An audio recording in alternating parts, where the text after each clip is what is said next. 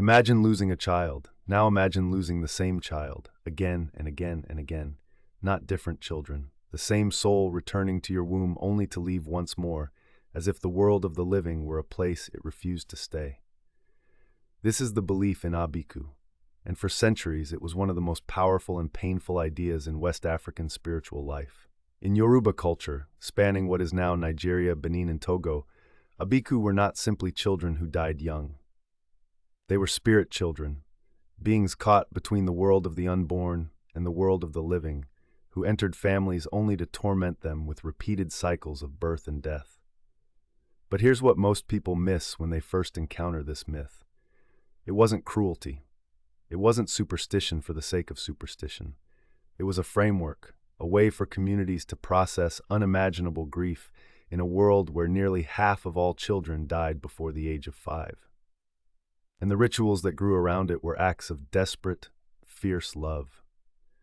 Today we're beginning a new series, Myths of the World, and we're starting here with a myth that will break your heart. The word Abiku comes from two Yoruba words, Abi, meaning that which is born, and Iku, meaning death, a child born to die. The name itself carries the weight of the entire concept. In Yoruba cosmology, the world is divided into 3 realms. The world of the living, called Aye, the world of the ancestors, called Rune, and a liminal space between them, a kind of spiritual waiting room where unborn souls gather. These unborn souls are part of a community. They have friends. They make pacts. And this is where the tragedy begins. According to the belief, certain souls in that pre-birth realm make a promise to their spirit companions. I will go to the world of the living, but I will not stay. I will return to you. These are the Abiku. They are born with an expiration date written into their souls, a covenant with death that no earthly love can easily break. When an Abiku child dies, the soul returns to the spirit realm, only to be sent back again, sometimes to the same mother, sometimes to another family. The cycle repeats. A woman might give birth to 3, 4, 5 children, all of whom die in infancy, and the community would recognize the pattern. This is the same spirit, coming and going. The grief was not just personal, it was cosmic. The family was caught in a spiritual tug-of-war between the living world and the realm of the unborn, and the child's soul was the rope. So how did a family know they were dealing with an Abiku? The signs were specific, and they were watched for with a vigilance born of terror. The most obvious indicator was repeated child death. If a woman lost multiple children in infancy, particularly if the deaths followed a similar pattern at similar ages, the community would conclude that a single Abiku spirit was cycling through her womb. But there were subtler signs too. Certain birthmarks were considered evidence. If a new baby was born with a mark in the same location where a deceased sibling had been intentionally scarred, and we'll get to why they were scarred, it was taken as proof that the same soul had returned. Unusual physical features at birth, particular temperaments, or being born with teeth were all potential markers. The Babalawo, the Yoruba diviner, a priest of the Ifa oracle, played a central role. Families would consult the Babalawo, who would cast the sacred palm nuts or opele chain and read the patterns. The Ifa divination system, one of the most sophisticated oracle traditions in human history, recognized by UNESCO as an intangible cultural heritage, would confirm or deny the Abiku diagnosis. And once a child was identified as Abiku, everything changed. The family's entire approach to that child, their name, their body, their relationship to the spiritual world, would be rewritten in an attempt to break the cycle. The rituals designed to keep an Abiku child in the world of the living were numerous, varied, and heartbreakingly creative. Every single one was an act of love disguised as defiance against the spirit world. The first line of defense was naming. In Yoruba culture, names carry immense spiritual power. Your name is not just a label, it's a declaration, a prayer, a spell. Abiku children were given names designed to shame them into staying, to trick the spirit companions waiting for their return, or to declare the family's refusal to let go. Names like Duroyaye, stay and enjoy life. Malatma, don't go again. Koskot, there is no hoe to dig a grave, meaning we refuse to bury you. Kuforiji, death, forgive this one. Each name was a plea wrapped in language, an incantation spoken every time the child was called. Then came the physical interventions. Small cuts or burns were made on the child's body. Deliberate scarification intended to serve a dual purpose. First, it marked the body so that if the child died and was reborn, the new infant could be checked for corresponding marks, confirming the return of the same soul. Second, it was believed to make the child's body undesirable to the spirit companions, as if to say, "Look, this body is damaged, it's not worth coming back for." Iron ankle rings were placed on Abiku children. Iron, in Yoruba cosmology, is sacred to Gun, the god of iron, war, and technology. Iron was believed to anchor the spirit to the physical world, to weigh it down, literally and metaphorically, so it could not slip back to the realm of the unborn. Some families went further. There are accounts of Abiku children whose bodies, upon death, were mutilated, a finger removed, a mark carved deep, so that when the spirit returned in a new body, the damage would be visible, and the family would know, "You came back, and we see you." Other accounts describe burying deceased Abiku children at crossroads rather than in family burial grounds, disorienting the spirit so it could not find its way back to the same mother. These were not acts of cruelty. They were acts of war. A family going to battle against death itself, using every spiritual weapon they had. To understand Abiku, you have to understand what life was like for families in pre-colonial and colonial West Africa. Childhood mortality rates were staggering. In some regions, estimates suggest that 40 to 50% of children did not survive to age 5. Malaria, measles, waterborne diseases, complications of childbirth, death was not an occasional visitor. It lived in the house. For mothers, the Abiku belief was both a curse and a strange kind of comfort. It was a curse because it meant that your grief was not random. It was targeted. A spirit had chosen your family. You were being haunted not by disease or misfortune, but by a soul that had made a pact against you before it was even born. But it was also a comfort, and this is the part that outsiders often fail to grasp, because if the child who died was an Abiku, then the death was not your fault. You did not fail as a mother. The food you gave was not wrong. The care you provided was not lacking. The child was taken by forces beyond any human's control. In a world without germ theory, without antibiotics, without any medical explanation for why your baby stopped breathing in the night, the Abiku framework gave grief a shape, a name, and, crucially, a set of actions you could take. You could fight back. You could consult the Babalawo. You could perform the rituals. You could name the next child with a name that dared death to try again. In the face of helplessness, the Abiku belief gave families agency. The Nobel Prize-winning Nigerian poet Wole Soyinka wrote a famous poem titled Abiku, giving voice to the spirit child itself. Must I weep for goats and cowries, for palm oil and the sprinkled ash? The Abiku speaks with contempt for the rituals designed to hold it, mocking the living for thinking they can chain a spirit. It is one of the most chilling poems in African literature, because it forces you to hear the myth from the other side. The Yoruba were not alone in this belief. Across the Niger River, the Igbo people of southeastern Nigeria had an almost identical concept, the Ogbanje. Like Abiku, Ogbanje were spirit children trapped in cycles of birth and death. The word itself means children who come and go, but the Igbo tradition added a crucial element, the Iyi-Uwa, a physical object, a stone, a piece of iron, a wrapped bundle, that the Ogbanje spirit had buried somewhere before being born. This object was the spiritual anchor, the covenant between the child and the spirit world, and the only way to break the cycle was to find it and destroy it. This created extraordinary scenes, families digging desperately in fields, under trees, near rivers, searching for the hidden Iyi-Uwa while the child lay dying. If the object was found and unearthed, the covenant was broken. The child would live.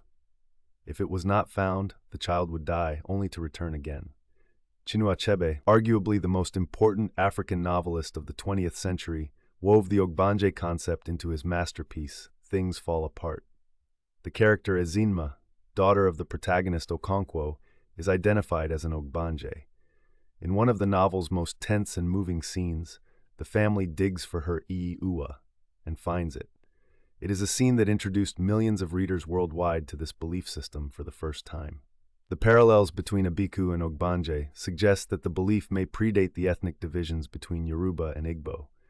Some scholars argue it reflects a pan-West African cosmological framework, a shared understanding of the spirit world that stretches across the region, from the Akan people of Ghana to the Ewe of Togo. So what does modern medicine make of all this? The answer is more nuanced than you might expect. Sickle cell disease. It's the key that unlocks much of the Abiku mystery. Sickle cell anemia is devastatingly prevalent in West Africa. In some regions, up to 25% of the population carries the sickle cell trait. Children who inherit 2 copies of the sickle cell gene, one from each parent, develop sickle cell disease, which in pre-modern times was almost always fatal in early childhood. Here's the pattern. A couple, both carrying the sickle cell trait without knowing it, has child after child who dies in infancy from the same genetic condition. Same parents, same genetic dice roll, same outcome. To a community without knowledge of genetics, this looks exactly like the same spirit returning and dying repeatedly. The birthmarks that proved the child was the same soul. Sickle cell disease can cause skin lesions and marks. The age at which Abiku children typically died, between 6 months and 5 years, aligns precisely with when sickle cell symptoms become severe enough to be fatal. This doesn't diminish the Abiku belief. If anything, it reveals something profound, that mythology is not the opposite of science. It is often proto-science, a community's first attempt to observe patterns, identify causes, and develop interventions. The Yoruba saw the pattern. They named it. They built a framework to fight it. They were wrong about the mechanism, but they were right that something real was happening. Today, with genetic screening and medical treatment, sickle cell disease is manageable. The Abiku cycle can be broken, not with iron rings and scarification, but with hydroxyurea and blood transfusions. The spirit children are staying. The myth of Abiku teaches us something that no other myth in this series will teach quite as directly, that mythology is born from pain, not from imagination, not from boredom, not from ignorance, from pain, from the specific, unbearable pain of watching your children die and not understanding why. The Yoruba did not invent Abiku because they were superstitious. They observed a pattern, the same families losing child after child, and they built the most sophisticated explanation their knowledge allowed. They created rituals not because they were primitive, but because they refused to be passive. They fought death with names, with iron, with scarification, with prayer, and in doing so, they gave us one of the most emotionally complex mythological concepts in human history. A myth that is simultaneously terrifying and tender. A myth about spirits who refuse to live and parents who refuse to let them go. The Abiku are staying now. Medicine broke the cycle. But the myth remains, a monument to every parent who stood at the border between life and death and said, "Not this time. You're staying." Thank you for watching. This is the first episode in our Myths of the World series. If this story moved you, subscribe and hit the bell, because this is just the beginning. Next time we travel to Eastern Europe, to the world of Jewish mysticism, to meet a spirit that doesn't just come and go, it moves in.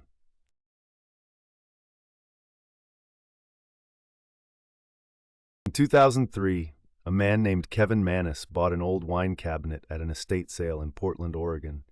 The previous owner had died. Her granddaughter, selling off the belongings, begged him not to take it. "We don't want it," she said.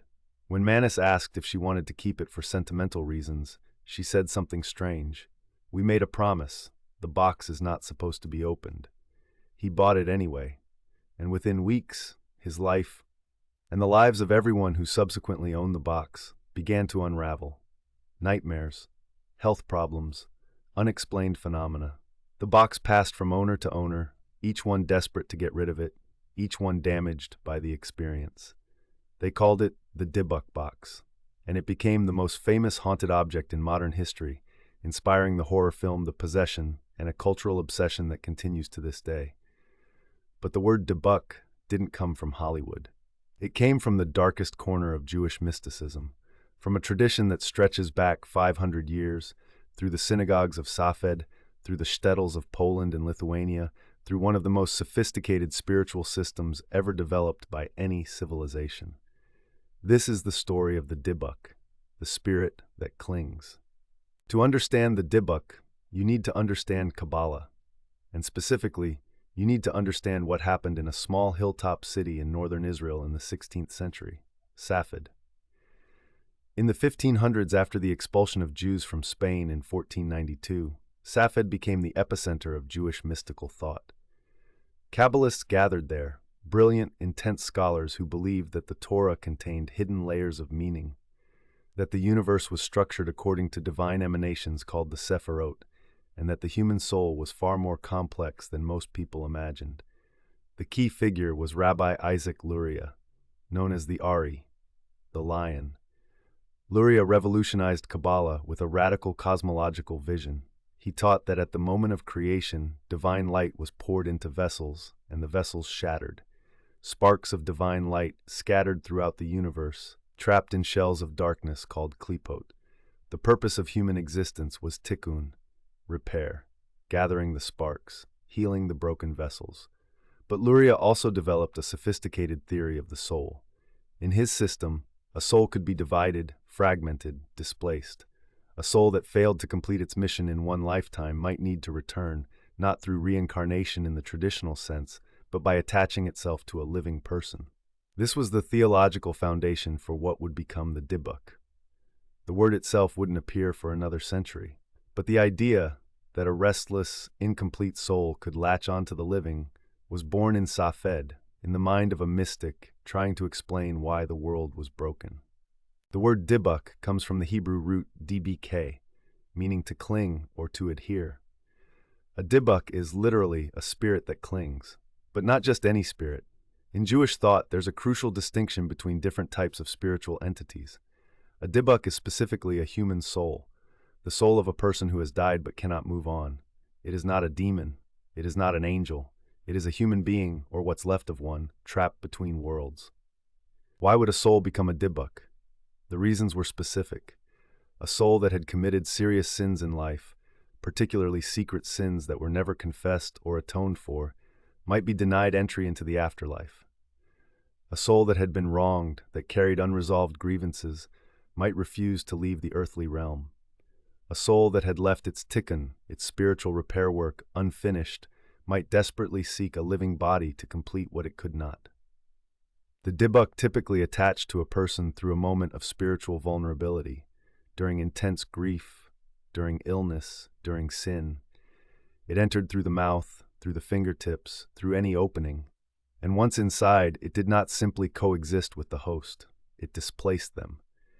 The possessed person would speak in voices not their own, display knowledge they couldn't possess, exhibit physical contortions and behaviors that terrified their communities. There is an important nuance here. The Dybbuk was not evil in the way Western culture imagines demons. It was pitiable. It was a soul in pain, a soul that had failed, a soul that was clinging to life because it was too afraid or too broken to face what came next. The possessed person was a victim, but so, in a sense, was the Dybbuk. The documented cases of Dybbuk possession are remarkable for their detail. Rabbinical literature from the 16th through the 19th centuries contains dozens of accounts. Not vague folktales, but specific case reports, recorded by rabbis who considered themselves witnesses to real events. In a typical case, a person, often a young woman, would suddenly begin speaking in a male voice. The voice would identify itself. It would give a name, describe its former life, confess its sins, and explain why it was trapped. The possessed person might display supernatural strength, speak in languages they had never learned, or reveal information about people and events they had no way of knowing. The community response was the Dybbuk exorcism, a ritual that bears some structural similarities to Catholic exorcism, but is fundamentally different in its theology and practice. The exorcism was performed by a rabbi, specifically a tzaddik, a rabbi recognized for exceptional righteousness and spiritual authority. The rabbi would first attempt to communicate with the Dybbuk. He would ask its name, learn its story, understand its suffering. This was not about commanding a demon. It was about negotiating with a lost soul. The rabbi would then attempt to help the Dybbuk find peace. He would pray for it. He would offer it the possibility of tikkun, of completing its repair. He would gather a minyan, a quorum of 10 Jewish men required for communal prayer, and recite specific psalms and prayers. If the Dybbuk resisted, the rabbi would escalate. He might blow the shofar, the ram's horn, directly at the possessed person. The shofar blast was believed to shatter spiritual barriers. He might place the Torah scrolls near the possessed person. In extreme cases, he would pronounce a cherem, a form of excommunication, against the Dybbuk, cutting it off from the community of souls. The Dybbuk was instructed to exit through the small toe of the left foot, a specific and consistent detail across multiple accounts, which suggests either a common oral tradition or, more intriguingly, a common experience.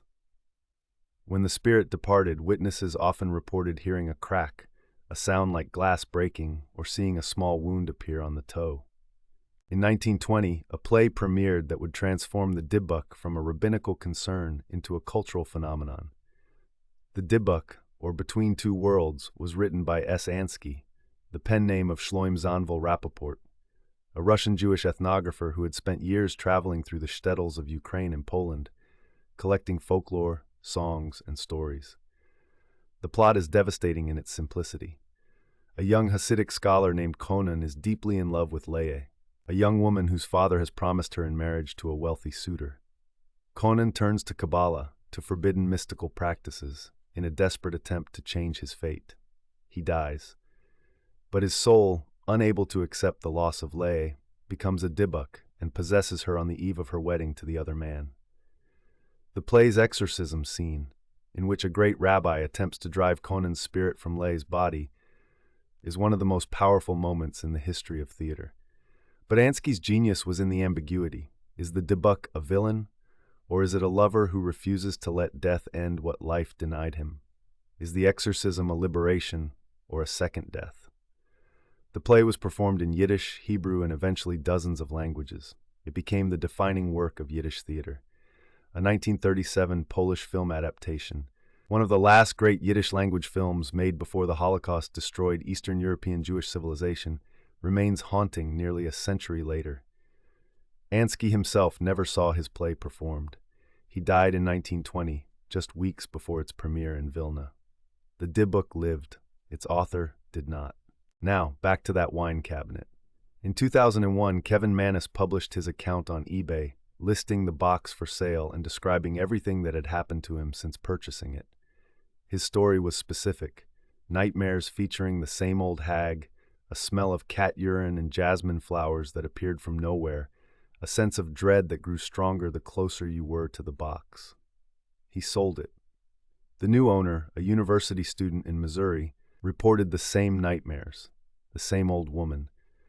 The student's mother suffered a stroke on the day the box was delivered. The student sold it, the next owner, same nightmares, same phenomena. The pattern repeated. Eventually, the box was purchased by Jason Haxton, the director of a medical museum in Missouri. Haxton investigated methodically. He interviewed every previous owner. He had the box examined. He wrote a book. He claimed the phenomena were real and consistent across all owners, none of whom had been in contact with each other. According to the backstory, the box had belonged to a Holocaust survivor named Havilah, who had brought it from Europe. Inside, Mannis had found 2 small locks of hair, one blonde, one black, 2 wheat pennies, a dried rosebud, a goblet, a candlestick, and a small granite slab with the Hebrew word shalom carved into it. The contents were consistent with items used in Jewish folk magic and mourning rituals. Now let's be clear. There is no scientific evidence that the Dybbuk box is genuinely haunted. Kevin Mannis himself later suggested he may have embellished or fabricated elements of the story. The curse may be the world's most successful piece of eBay marketing. But here's what's interesting. It doesn't matter whether the box is real. What matters is that the concept of the Dybbuk, a 500-year-old idea from Kabbalistic mysticism, was so potent, so psychologically resonant, that it could leap from the shtetls of Eastern Europe to a 21st century auction website and terrify people who had never heard of Kabbalah in their lives. The Dybbuk box became a cultural artifact in its own right. It inspired the possession in 2012, was featured on Ghost Adventures and dozens of paranormal programs, and spawned an entire subgenre of cursed object horror. Why did this particular myth survive and thrive when so many others faded? The answer lies in what the Dybbuk represents. Every culture has possession myths. But the Dybbuk is unique because it's not about evil. It's about incompleteness. The Dybbuk is not a monster. It's a person who couldn't finish what they started, couldn't atone, couldn't love, couldn't let go. It clings to the living not out of malice, but out of desperation. In the context of Eastern European Jewish life, a world of pogroms, poverty, arranged marriages, and rigid social hierarchies, the Dybbuk became a vehicle for expressing forbidden emotions. Scholars like J.H. Chages and Rachel Elior have argued that Dybbuk possession gave voice to the voiceless, particularly women, who made up the majority of the possessed in documented cases. A young woman who could not refuse an arranged marriage might, through possession, speak in a male voice and articulate desires that were otherwise forbidden. The Dybbuk gave her permission to scream, to refuse, to say what could never be said in her own voice. The exorcism then became a ritual of social reintegration, a way for the community to acknowledge the crisis and restore order. In this reading, the Dybbuk is not just a ghost story, it's a psychological safety valve, a culturally sanctioned way to express trauma, grief, and resistance in a world that offered few other outlets. The Dybbuk teaches us that the boundary between the living and the dead is not a wall, it's a membrane, and sometimes something pushes through. In Kabbalistic thought, every soul has a purpose, a tikkun, a repair it must complete. The Dybbuk is what happens when that purpose is left unfinished. It is the ultimate expression of a universal fear, that death does not resolve anything, that the things we leave undone, the loves we never spoke, the sins we never confessed, the wrongs we never righted, do not simply disappear when we do. From the mystics of Safed to the theaters of Vilna to an eBay listing in Portland, the Dybbuk has traveled 5 centuries and crossed every cultural boundary because it speaks to something that never changes, the terror of unfinished business. Next time on Myths of the World, we travel to the Philippines, where a shapeshifter hunts in the dark, and where the CIA once used mythology as a weapon of war. Subscribe and hit the bell. The spirits are restless.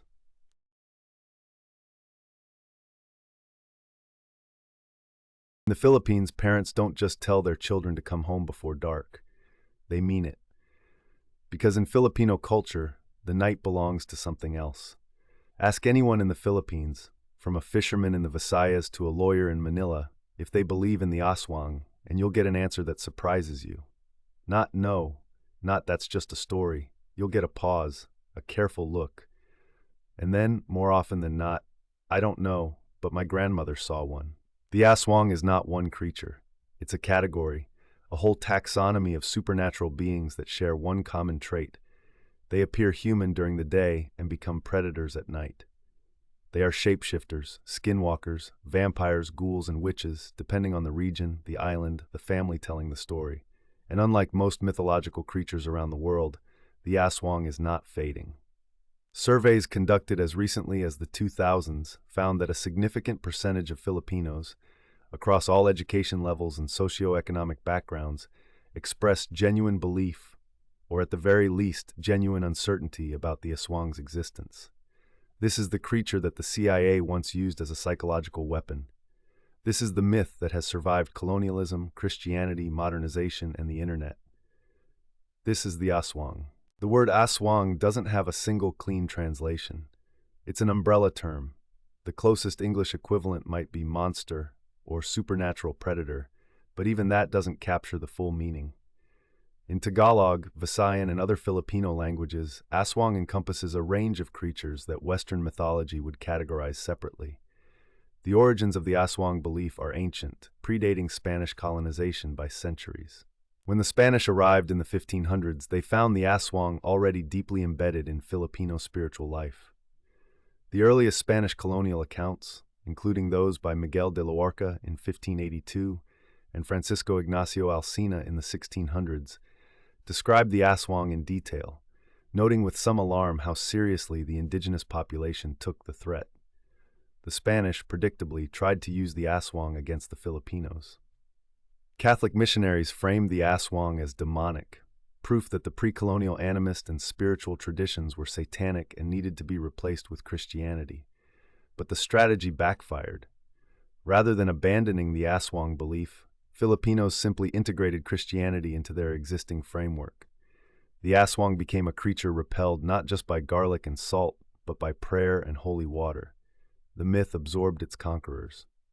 What makes the Aswang genuinely unusual in world mythology is its proximity. In most cultures, monsters live far away, in deep forests, in ocean depths, in mountain caves. The Aswang lives next door. She is your neighbor, your coworker, possibly your relative. She looks normal. She acts normal. The horror of the Aswang is not that it comes from somewhere else. It's that it's already here. Filipino folklore recognizes at least 5 distinct types of Aswang, each with its own characteristics, methods, and degree of terror. The first, and most iconic, is the manananggal. This is the creature that makes the Aswang unique in world mythology.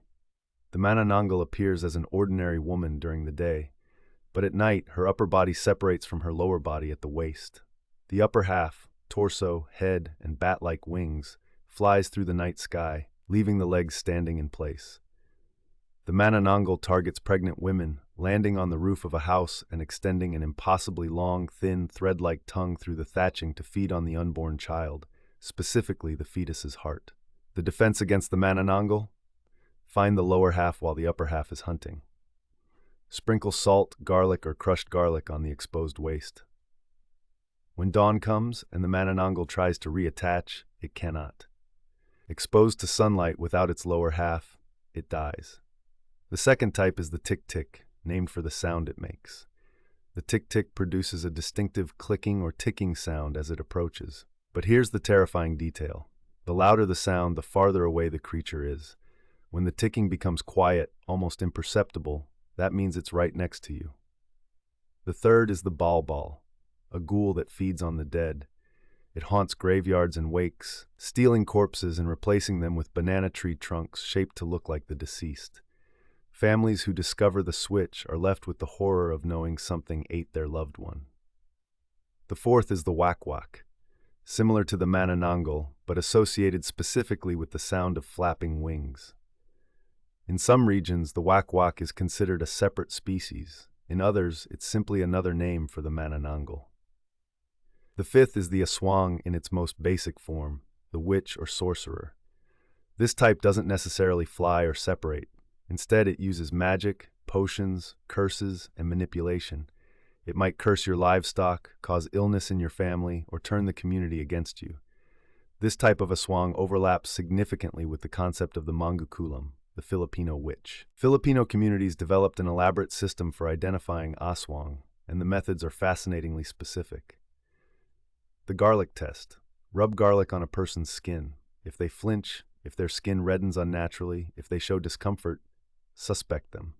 Garlic is to the aswang what kryptonite is to Superman, except that in the Philippines, people actually hang garlic at windows and doors as genuine protection. The oil test. Filipino folk practitioners use a special oil, often coconut oil blessed by a faith healer or albulario. If the oil boils or bubbles when an aswang is nearby, it confirms the presence. Some families keep a bottle of this oil by the door, checking it every evening. The inverted reflection. Look into an aswang's eyes and you'll see your reflection, but upside down. This detail appears consistently across regions and is one of the most widely known identification markers. Physical characteristics were also monitored. Bloodshot eyes, particularly in the morning, suggested nocturnal hunting, an aversion to church, to prayer, to religious symbols, unusual beauty or charm, because the aswang often takes an attractive form during the day to avoid suspicion. For repelling aswang, the arsenal is extensive. Garlic, salt, vinegar, holy water, blessed metals, stingray tails hung above doorways, and, crucially, the tail of a stingray was used as a whip. The thorns on the tail were believed to cause searing pain to supernatural creatures. Perhaps the most poignant defense is simply noise. Communities would gather, play music, talk loudly, and stay awake through the night when an aswang was suspected nearby.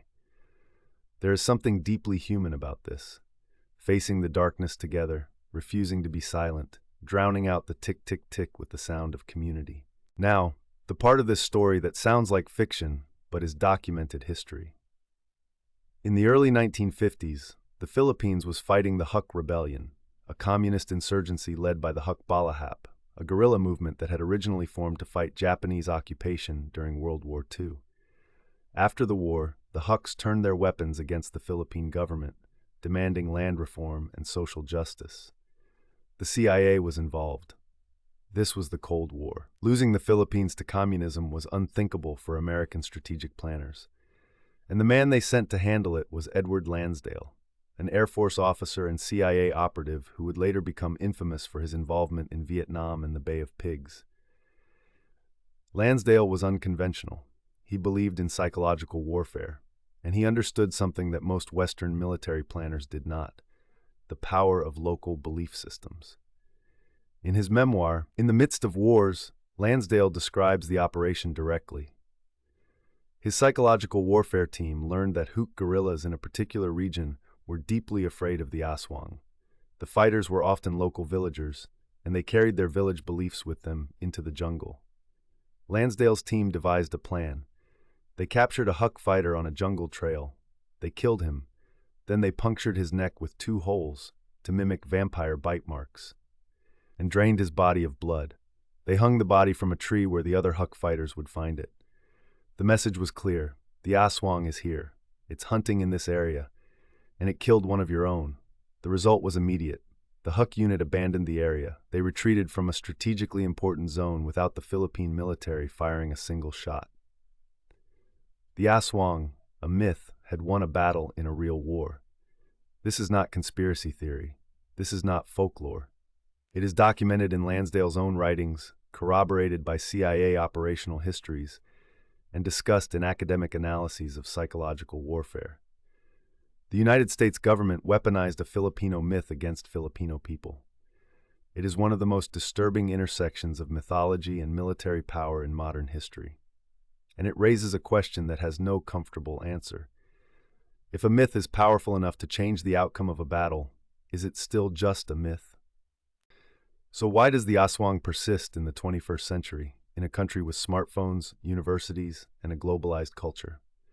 Part of the answer is structural. The Philippines is an archipelago of over 7,600 islands. Many communities, particularly in the Visayas and rural Mindanao, remain relatively isolated. Oral tradition is strong. Local identity is powerful. The Aswang is not a national myth imposed from above. It's a hyper-local phenomenon, with each community maintaining its own version, its own stories, its own recent sightings. But there's a deeper reason, and it's social. In Filipino communities, the Aswang accusation functions as a form of social regulation. To be called an Aswang, or to have your family associated with the label, is devastating. It can lead to ostracism, violence, even murder. And the people most frequently accused are those who are already marginalized: widows, the elderly, the poor, outsiders, people who don't conform to community norms. Scholars like Maximo Ramos, the foremost academic authority on Philippine lower mythology, have documented how Aswang accusations track social tension. When a community is under stress, economic hardship, a disease outbreak, a political conflict, Aswang sightings increase. Someone must be blamed. And the Aswang framework provides a mechanism for that blame. This is not unique to the Philippines. It mirrors witch-hunting dynamics across cultures, but the Aswang version is remarkable for its persistence and its specificity, for the fact that in 2026 there are still communities where a credible Aswang accusation can upend a person's life. The Aswang shifts its shape not just in mythology, but in geography. Every island, every province, every town has its own version. In Capiz Province, often called the Aswang capital of the Philippines, the Aswang is deeply woven into local identity. Capiz residents have a complicated relationship with the label. Some embrace it with dark humor. Tourism campaigns have occasionally leaned into the reputation. Others resent it, arguing that the association stigmatizes their province and discourages investment. In the Visayas more broadly, the Manananggal dominates.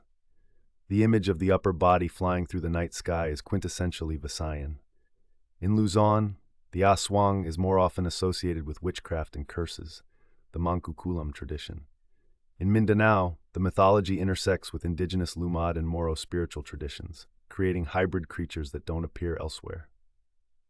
On the island of Siquijor, sometimes called the Island of Witches, the Aswang tradition merges with a strong folk healing tradition.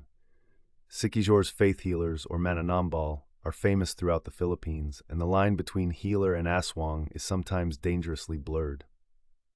The modern Aswang has also migrated to cities.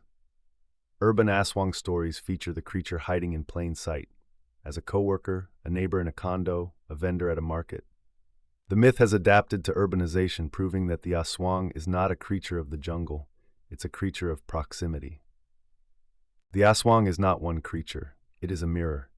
It reflects every fear a community can hold: fear of the outsider, fear of the night, fear of the woman who doesn't conform, fear of the invisible forces that take children before they're born.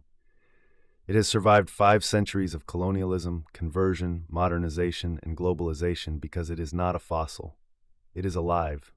It adapts. It moves to the city. It takes new forms. It absorbs new religions and new technologies and keeps hunting. And perhaps the most disturbing thing about the Aswang is not the creature itself.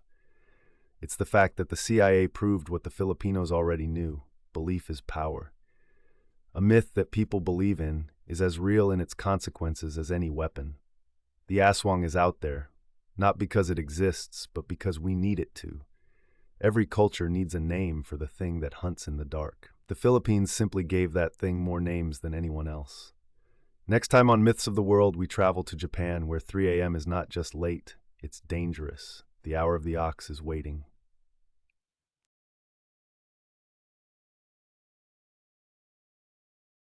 You wake up, it's dark, you check the time, it's 3 a.m. Most people feel something when this happens: a flicker of unease, a chill that has nothing to do with the temperature. In the West, we might call it the witching hour or the devil's hour. We don't quite know why 3 a.m. feels wrong, we just know that it does. In Japan, they know exactly why. For over 1,000 years, Japanese culture has held that the hours between 2 and 3 in the morning, a period called Ushi no Koku, the hour of the ox, represent the thinnest point in the barrier between the world of the living and the world of the dead. This is the hour when spirits walk freely, when curses are performed, when the dead reach back through the veil and touch the living. This is not a quaint folk belief. This is a concept embedded in the deepest layers of Japanese culture, in its literature, its theater, its religion, its horror cinema. The hour of the ox gave birth to the cursing ritual that terrified medieval Japan. It created the archetype of the vengeful female spirit that would eventually become Sadako, crawling out of your television screen in the ring.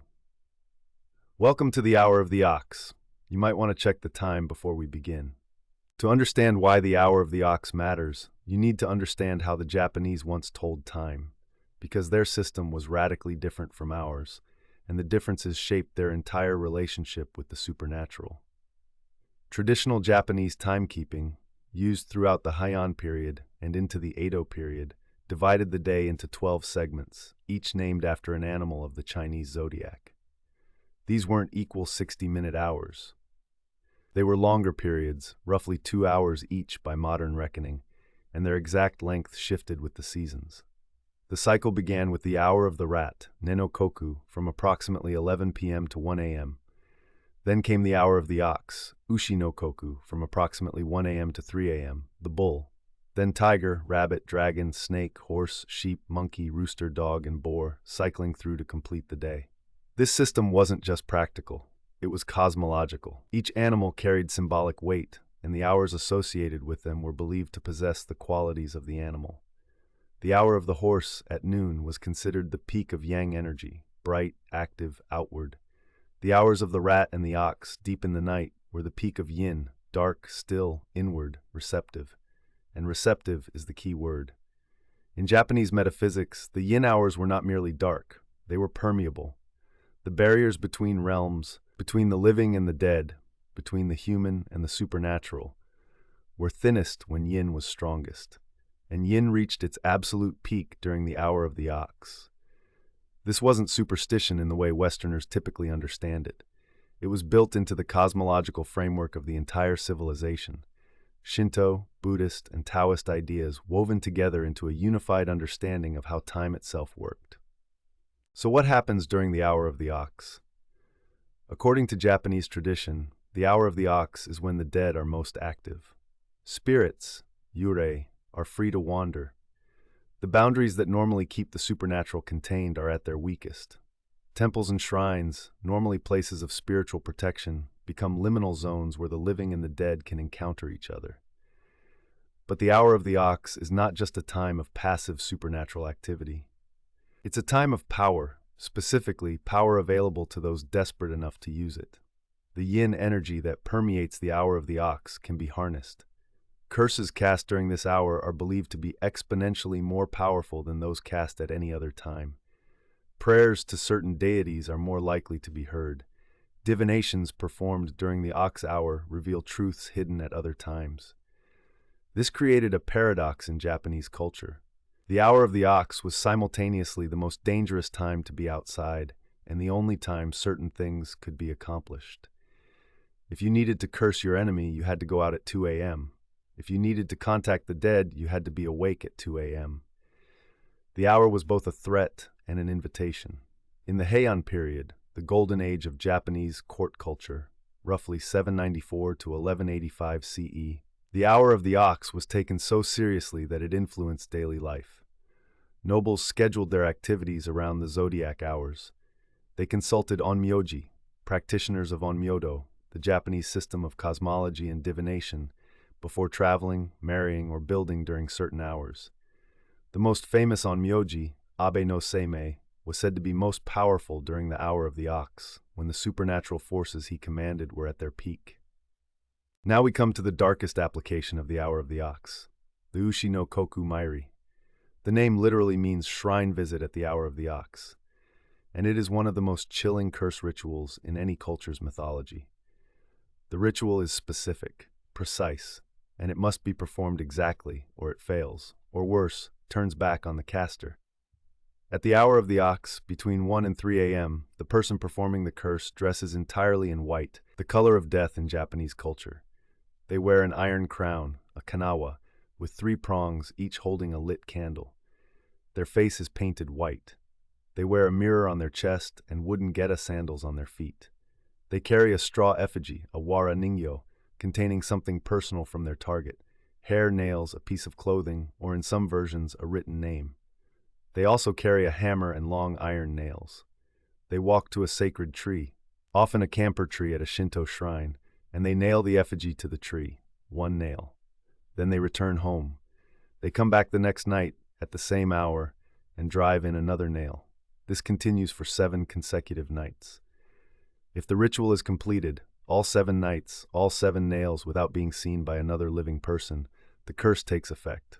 The target will sicken, suffer, and die. But here's the crucial condition. If the person performing the ritual is seen by anyone, even once, the curse reverses. It falls back on the caster. For this reason, the Ushi no Koku Mairi was not just a curse on the target. It was a gamble with one's own life.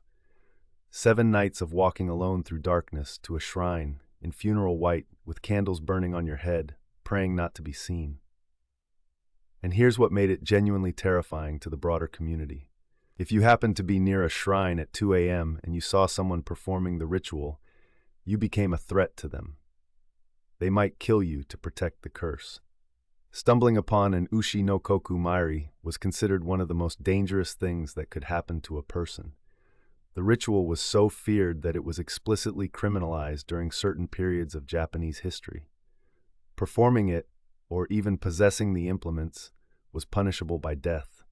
The most famous story connected to the Ushi no Koku Mairi is the legend of Hashihime, the bridge princess of Uji. The story exists in multiple versions, but the core is this. During the Heian period, a noble woman was consumed by jealousy. Her husband, or in some versions her lover, had abandoned her for another woman. Her grief and rage were so extreme that she went to the Kifune shrine in Kyoto and prayed for 7 days and 7 nights, begging the god Kibune Myojin to transform her into a demon so she could have her revenge. The god answered. He told her to perform the Ushi no Koku Mairi, but with a variation. She was to go to the Uji River, divide her hair into 5 horns, paint her body with red vermilion, place an iron crown on her head with candles burning, hold a torch in her mouth, and wade into the river for 21 days. She did it, all of it, and she was transformed, not into a demon, but into something worse. She became an Oni, a being of pure vengeance. She returned to the city and killed not just her husband's new lover, but her lover's relatives, her own relatives who had failed to support her, and anyone who had wronged her. She became Hashihime, the bridge princess, haunting the bridge at Uji, killing anyone who crossed at night. The story says that the great Onmyoji Abe no Seimei was called to confront her, and even he struggled to contain her fury. Hashihime is more than a ghost story. She represents something fundamental in Japanese mythology, the idea that female rage, suppressed and denied and pushed to its breaking point, becomes supernatural. It becomes a force that cannot be stopped by ordinary means. The wronged woman does not simply grieve. She transforms. She becomes something that the society that wronged her cannot control. This is the seed that would eventually grow into the most iconic figure in Japanese horror, the Onryo. The Onryo, the vengeful spirit, is arguably Japan's most significant contribution to global horror, and it was born from the Hour of the Ox. An Onryo is not simply a ghost. In Japanese belief, when a person, almost always a woman, dies with extreme hatred, jealousy, or sorrow, her spirit does not pass on. It remains, fueled by rage, and it returns to the living world to exact revenge. Unlike Western ghosts, which are often bound to a location, the Onryo is bound to a purpose. It will not rest until its grievance is addressed, and often, even then, it cannot stop. The visual archetype is unmistakable. Long black hair hanging over the face, a white burial kimono, pale skin, and movements that are wrong, jerky, inhuman, defying gravity. This image comes directly from kabuki theater, which codified the visual language of the Onryo in the Edo period. The white kimono is the burial garment. The hair is unbound because the dead are not groomed. The face is hidden because the Onryo's identity is less important than its fury. The most famous Onryo stories predate film by centuries. Oiwa, from the play Yotsuya Kaidan, 1825, is poisoned by her husband, who wants to marry a younger woman. The poison disfigures her horribly before killing her. She returns as an Onryo so powerful that she haunts not just her husband but everyone connected to him, driving them to madness and death. Yotsuya Kaidan was performed during the Obon Festival, the annual commemoration of the dead. And actors who performed the role of Oiwa traditionally visited her grave before the show, terrified that she would curse them if they didn't show proper respect. And then in 1998, Hideo Nakata made Ringu, The Ring. Sadako Yamamura, a woman wronged and murdered, her body thrown into a well, becoming an Onryo whose curse spreads through a videotape. The film didn't invent the Onryo. It translated 1,000 years of Japanese mythology into the language of modern technology. Every J-horror film that followed, Ju-on the Grudge, Dark Water, Pulse, draws from the same well. The Onryo, the wronged woman, the rage that outlives the body, and all of it began in the Hour of the Ox, in the belief that 2 a.m. is when the dead can reach you. The Hour of the Ox has not disappeared, it has adapted. In modern Japan, 3 a.m. retains a cultural weight that goes beyond superstition. Japanese internet culture has embraced the concept enthusiastically. Do not go outside at Ushi no Koku is a recurring theme in Japanese creepypasta, online horror stories. The Ushi no Koku Mairi appears regularly in manga and anime, from Jigoku Shoujo, Hellgirl, to Naruto, to Jujutsu Kaisen. The Wara Ningyo, the straw curse effigy, still appears at shrines. In 2019, Japanese police investigated multiple cases of straw dolls found nailed to trees at Shinto shrines in Kyoto and Nara, some with photographs and personal items attached. These were not historical relics. These were modern curses, performed by modern people, following a ritual that is over 1,000 years old. Convenience stores in Japan, the famous konbini, are open 24 hours. But ask workers who staff the 2-3 a.m. shift, and many will tell you that hour feels different. It's quieter, stranger. The customers who come in during Ushi no Koku are different, or so the lore goes. There's even a modern urban legend. If you wake up at exactly 3 a.m. for no reason, it means something was watching you. Something woke you up. Not your bladder, not a noise, something from the other side, pressing against the veil at its thinnest point. Whether this is genuine belief or cultural play, a kind of collective horror game that Japanese society enjoys participating in, is an open question. But the line between play and belief has always been blurry in Japan's relationship with the supernatural. Respect the spirits, even if you doubt them. Follow the rituals, even if you think they're unnecessary. Because what if you're wrong? The Hour of the Ox teaches us something that Western culture has largely forgotten, that time is not neutral. It is not a flat, empty container that events happen inside. Time has texture. It has weight. Some hours are heavier than others. The Japanese understood this intuitively. They built a timekeeping system that acknowledged the spiritual character of each hour.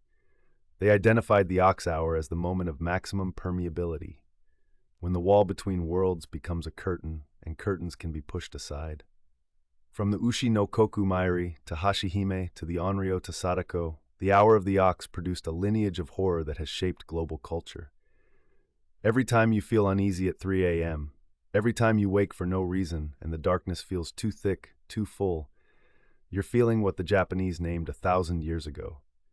The Hour of the Ox is not a story, it's a schedule, and the dead are punctual.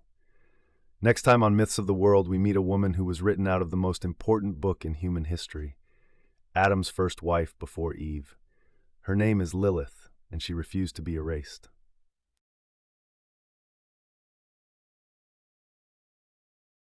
Open a Bible, turn to the very first chapter. Genesis 1:27. So God created man in his own image. In the image of God he created him. Male and female he created them. Male and female, created at the same time, together, equal. Now turn to Genesis 2, a different story. Here God creates Adam first, from the dust of the ground. Adam is alone. God sees that this is not good. So God takes a rib from Adam's side and fashions it into a woman, Eve. She is created from him, for him, after him. Two creation stories. Two different women. And for over 2,000 years, Jewish scholars, mystics, and storytellers have asked the obvious question, what happened to the first one? Her name is Lilith, and according to Jewish mythology, she was Adam's first wife, created from the same earth at the same time as his equal. She refused to submit. She refused to be beneath him, literally and metaphorically. And when Adam tried to force her, she spoke the ineffable name of God, grew wings, and flew out of Eden. She was erased from the official text, written out of the story, replaced by a more compliant woman made from a man's rib. But she did not disappear. She went underground, into the margins of sacred texts, into mystical traditions, into the nightmares of parents who lost their children, and eventually she emerged again, not as a demon, but as a symbol of something the men who wrote her out of the Bible never intended, female power that refuses to be contained. This is the story of Lilith, and it begins long before the Bible was written. Lilith didn't start as Adam's wife. She started as a wind. The earliest traces of Lilith appear in ancient Mesopotamia, in Sumerian, Babylonian, and Assyrian texts dating back over 4,000 years. In these traditions, Lilitu referred to a class of wind demons or storm spirits. The Sumerian word Lil means air or wind, and the Lilitu were spirits of the wild air, particularly the hot, dry wind that blew from the desert. The most significant early artifact is the Burney relief, a Babylonian terracotta plaque dating to approximately 1800 to 1750 BCE, now in the British Museum. It depicts a nude, winged woman with taloned feet, standing on two lions flanked by owls. For decades, scholars debated whether this figure represents Lilith, the goddess Ishtar, or the goddess Ereshkigal.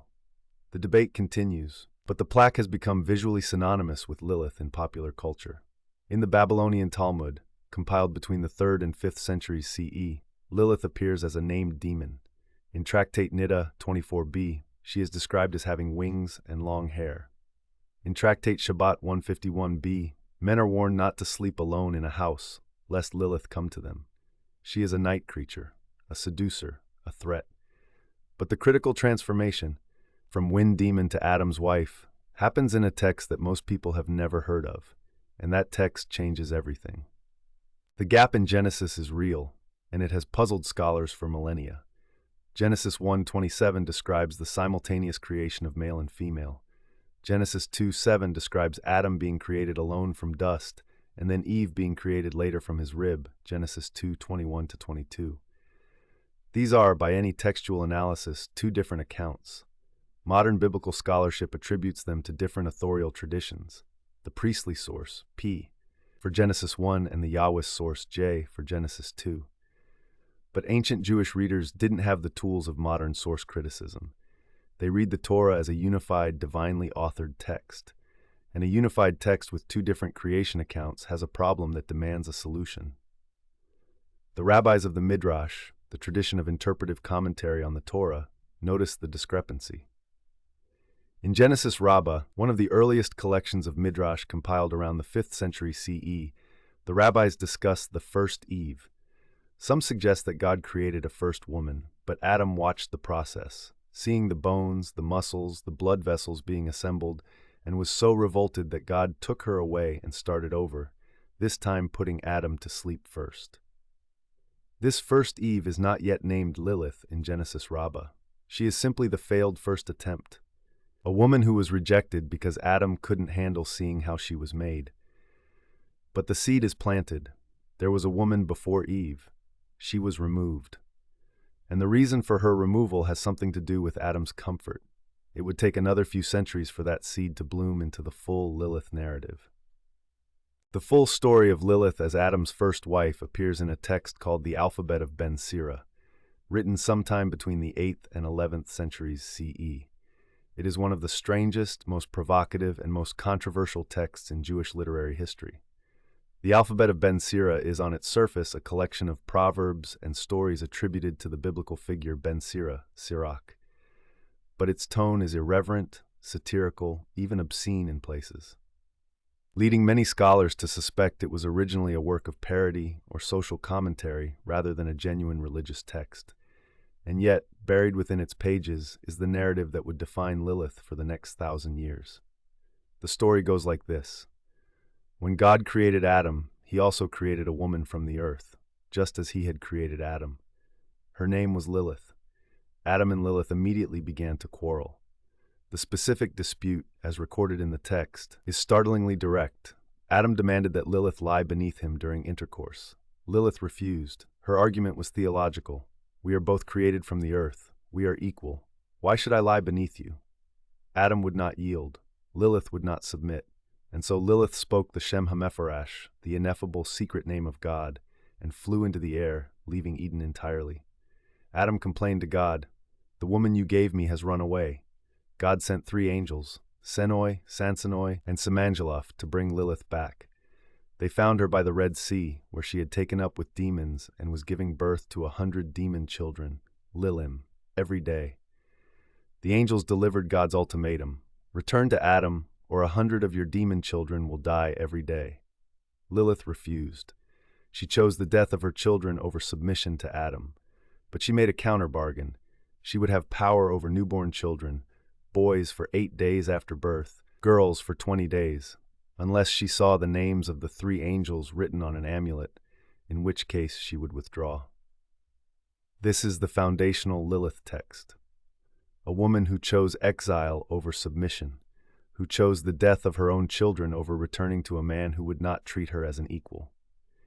It is, depending on how you read it, either the most frightening or the most liberating story in Jewish mythology. The bargain Lilith struck with the angels had devastating real-world consequences, because it gave communities an explanation for one of the most common and incomprehensible tragedies of pre-modern life: the sudden death of infants.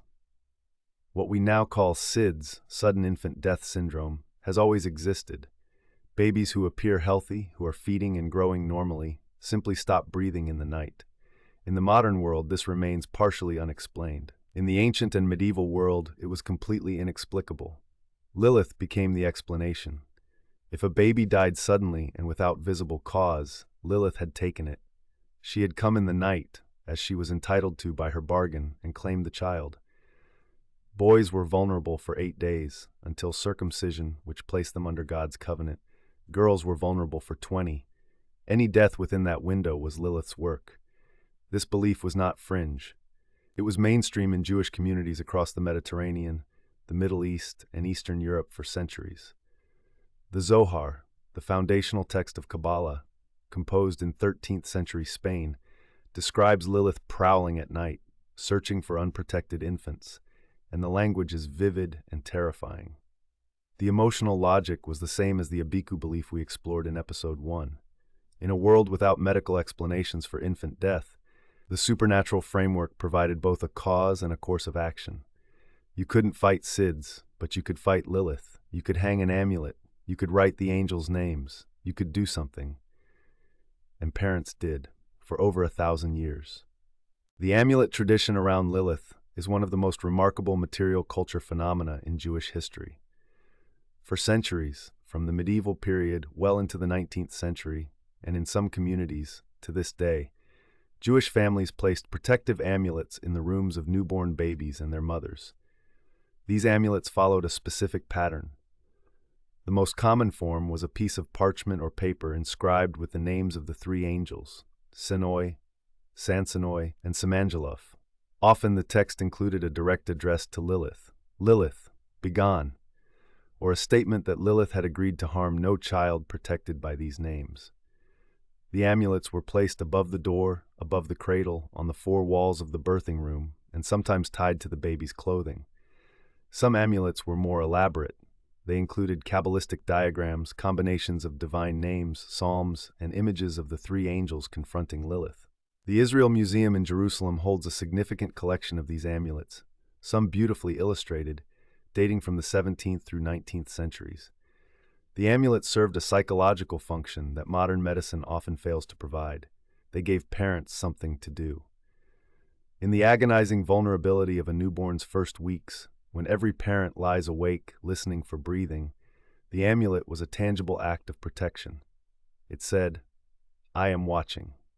I am fighting. I will not let the night take you." There is a particular amulet formula found in multiple communities across the Sephardic and Ashkenazi world, Adam and Eve barring Lilith. The formula acknowledges Lilith's existence and power while asserting the protective boundary. She is real, the amulet says, but she cannot enter here. In the Zohar, the central text of Kabbalah, attributed to the 2nd century Rabbi Shimon Bar Yochai, but actually composed by Moses de Leon in 13th century Spain, Lilith undergoes another transformation. She is no longer just a baby snatcher. She becomes a cosmic figure. In the Zohar's complex mythological system, Lilith is the consort of Samael, the angel of death, the chief of the demonic forces. Together they form a dark mirror of the divine.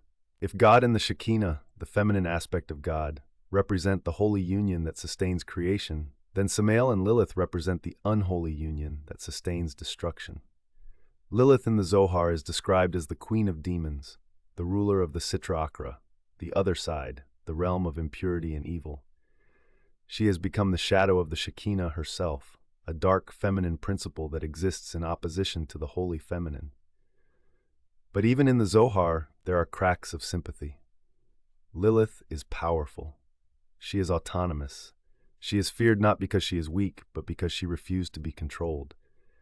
The Zohar's authors, learned Kabbalists writing in medieval Spain, could not quite escape the implications of their own mythology.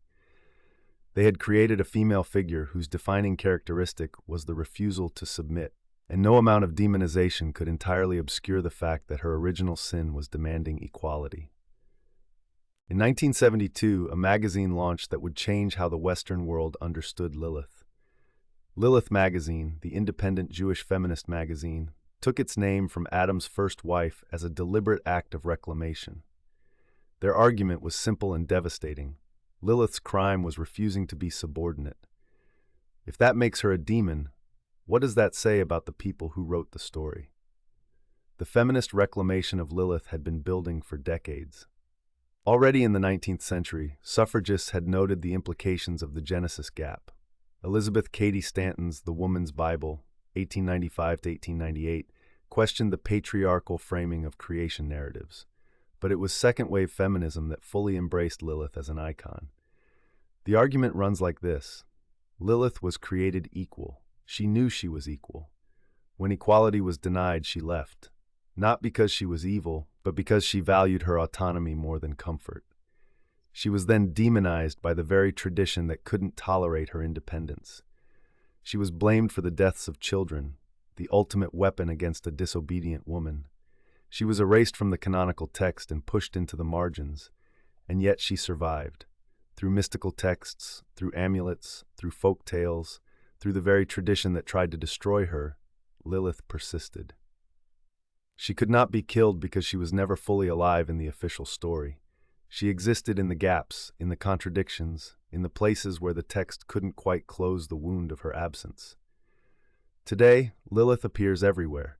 In literature, George MacDonald's Lilith, Octavia Butler's Lilith's Brood. In music, the Lilith Fair concert series founded by Sarah McLachlan in 1997. In television and film, in tattoos and art. She has become one of the most recognized mythological figures in the world, which is remarkable for a character who was deliberately written out of the world's most widely read book. The men who erased Lilith from Genesis wanted her forgotten. Instead, they made her immortal. There is a lesson in that. Lilith is many things. She is a Mesopotamian wind demon. She is Adam's first wife. She is a child killer. She is the queen of demons. She is a feminist icon. She is all of these things simultaneously, because mythology is not a fixed point. It's a river. It flows through time, picking up sediment, changing course, carrying everything it touches. But at the core of every version of Lilith is a single, irreducible act. She said no. She was asked to submit, and she refused. She was asked to return, and she refused. She was offered comfort in exchange for obedience, and she chose the desert.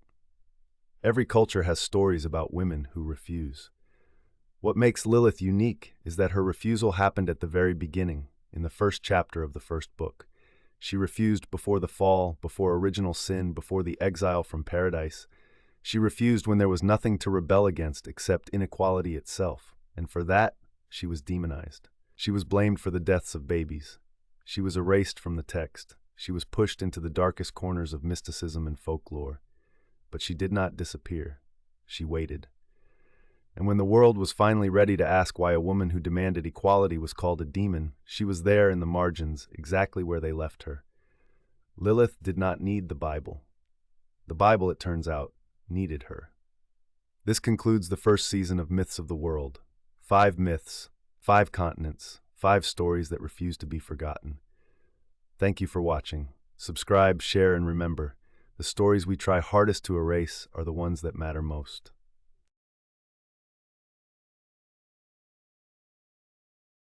There is a spirit in Haiti who stands at the crossroads between the living and the dead. He wears a top hat. He smokes a cigar. He drinks rum mixed with hot peppers, sometimes through his nose. He tells jokes so crude they would make a sailor blush. And he laughs. He laughs constantly, with a voice that sounds like gravel scraping bone. His name is Baron Samedi, and he is the gatekeeper of death. In Haitian Vodou, no one can die unless Baron Samedi digs their grave.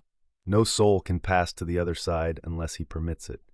This means he holds a power that no other spirit in any mythology we've covered can claim, the power to refuse death itself.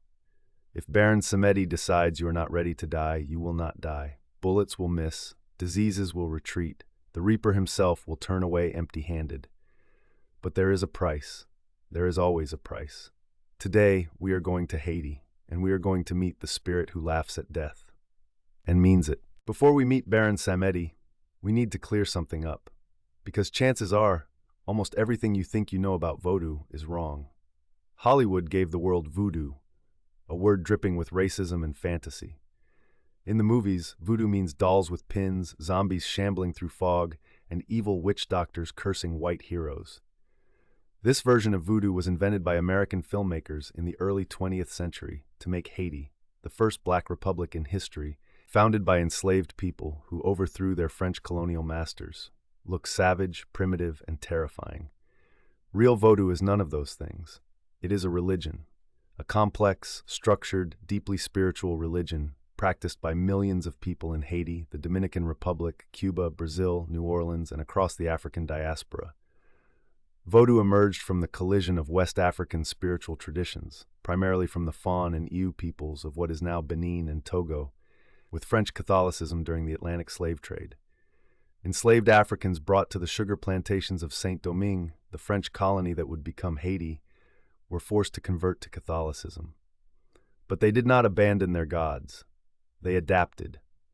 They learned to see their spirits reflected in Catholic saints. And in doing so, they created something entirely new.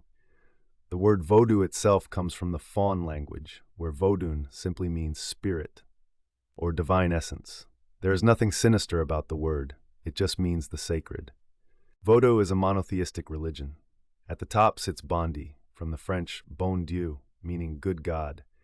Bondi is the supreme creator, distant and unknowable, much like the deist conception of God that was popular in 18th century Europe. Bondi created the universe but does not intervene in daily human affairs. So who does? The Lua. The Lua are spirits, intermediaries between Bondi and humanity. Think of them less like angels and more like a vast family of powerful personalities, each with their own domain, preferences, symbols, and temperament. They are not gods, they are served, honored, and consulted. When a Vodou practitioner needs guidance, healing, protection, or justice, they do not pray to Bondi directly. They call upon the Lua. The Lua are organized into nations or families. The Rada Lua are generally cool, benevolent, and associated with Africa. The ancestral spirits.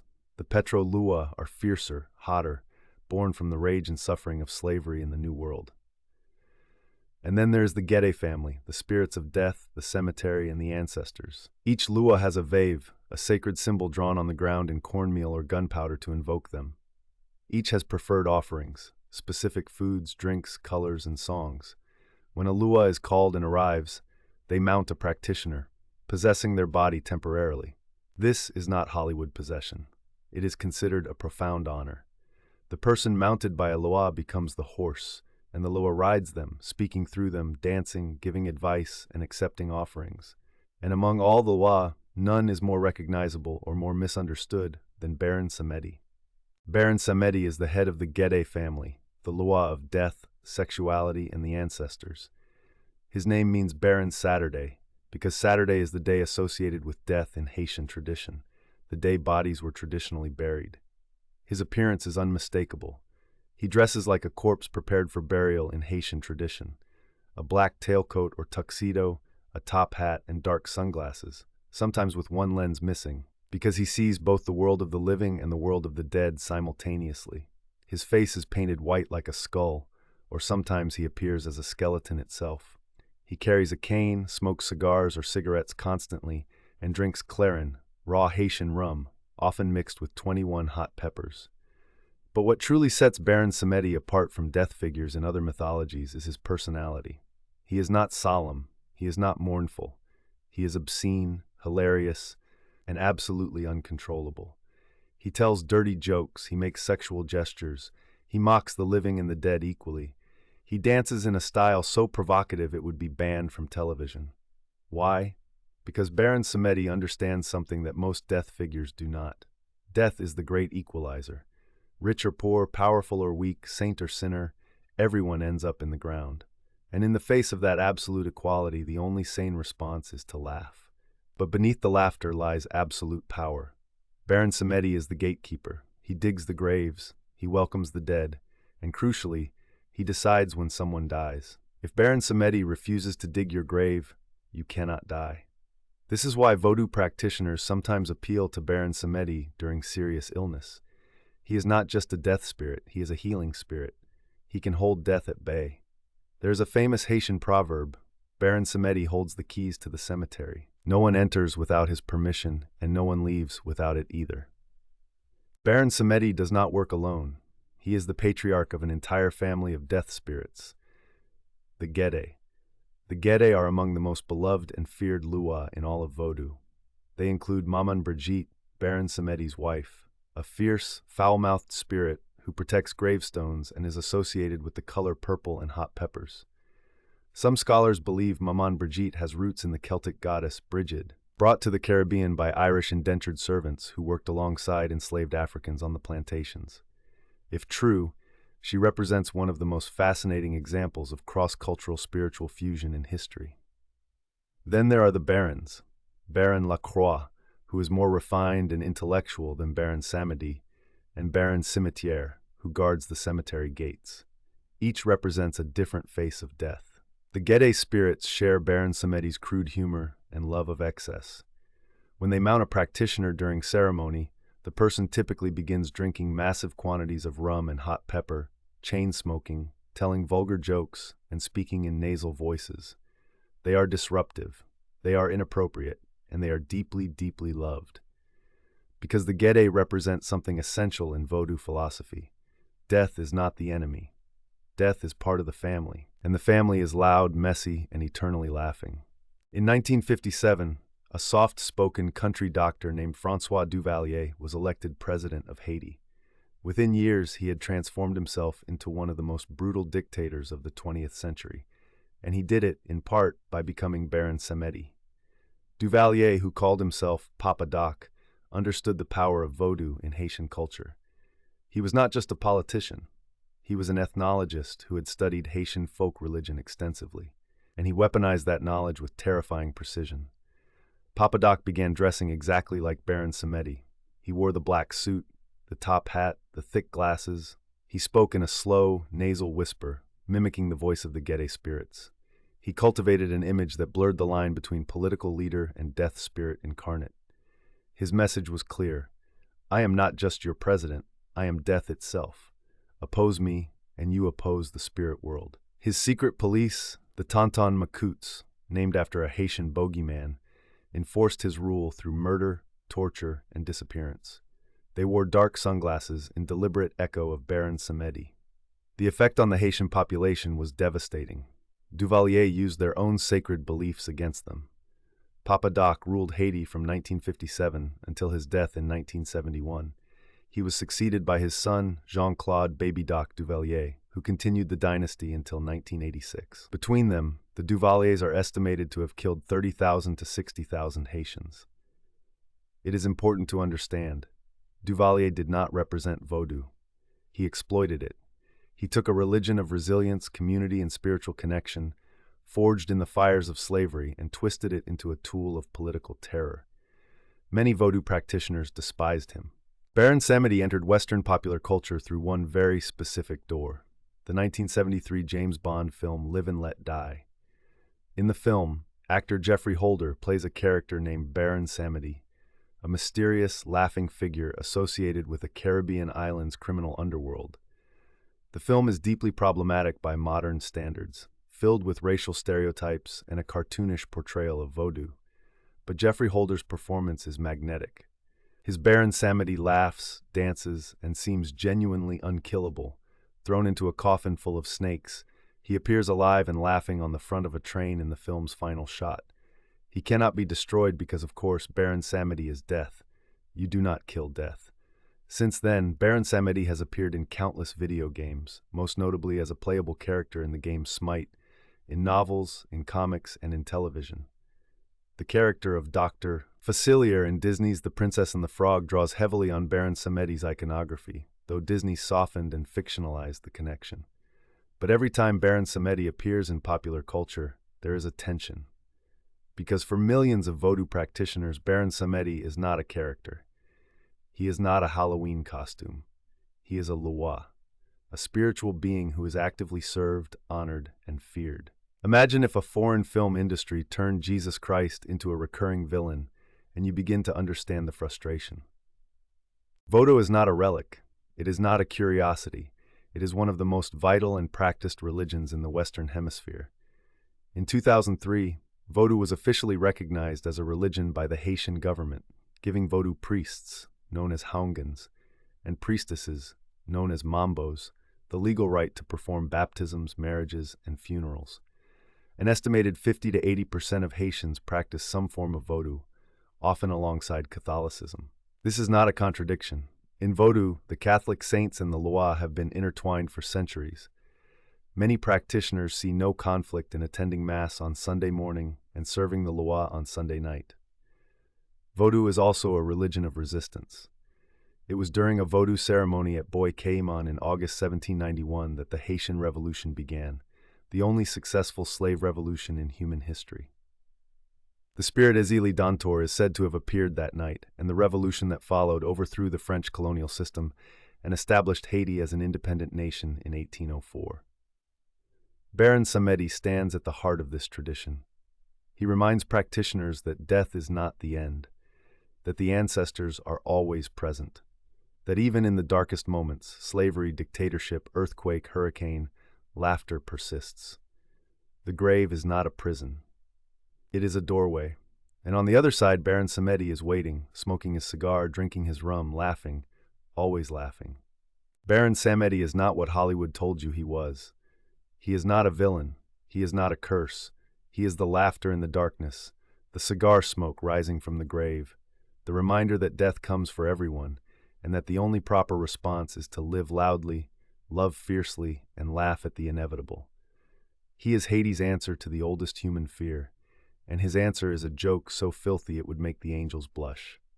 If this story moved you, subscribe to Stories and Facts. We travel the world's mythologies every week, not to simplify them, but to honor them. Next time, we leave the Caribbean and sail to the cold, storm-lashed islands of Scotland, where something is waiting in the sea, something with no skin. See you there.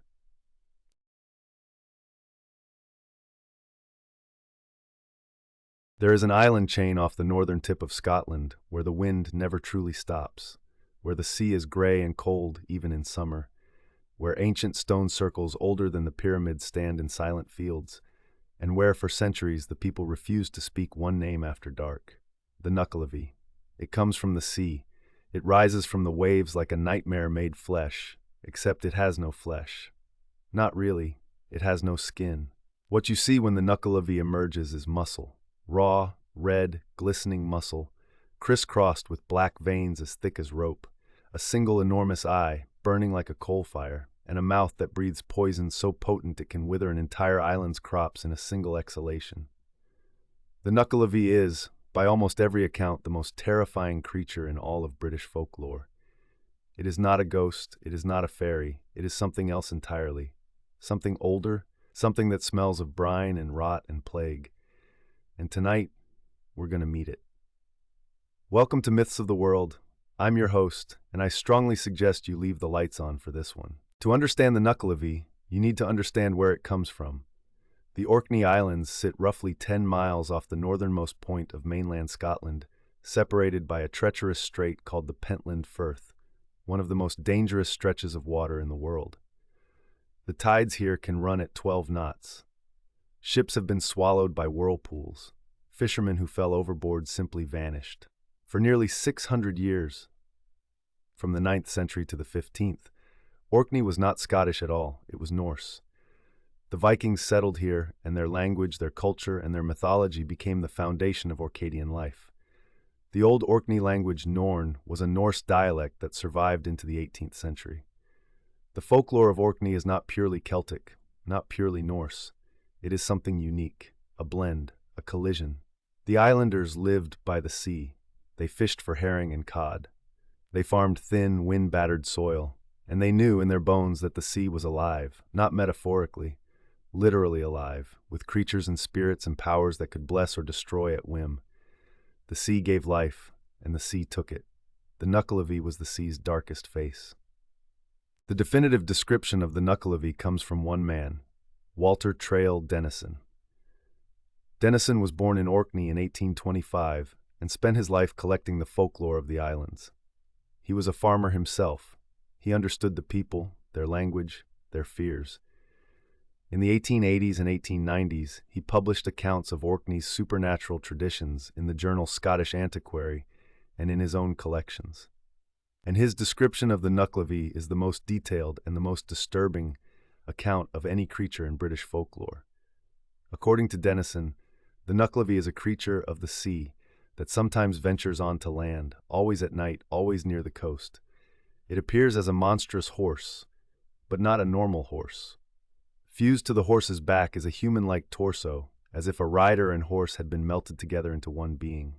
The human torso has a massive head that lolls from side to side, as if the neck is too weak to support it. Its arms are absurdly long. They hang almost to the ground, even from the height of the horse's back. And then there is the skin, or rather the complete absence of skin. Denison's sources describe the Nuckelavee as having no skin whatsoever. What you see instead is raw muscle, dark red, glistening, as if the creature has been flayed alive. Running through the muscle are thick black veins, pulsing visibly with dark blood. In some descriptions, you can see internal organs shifting beneath a thin, translucent yellow membrane.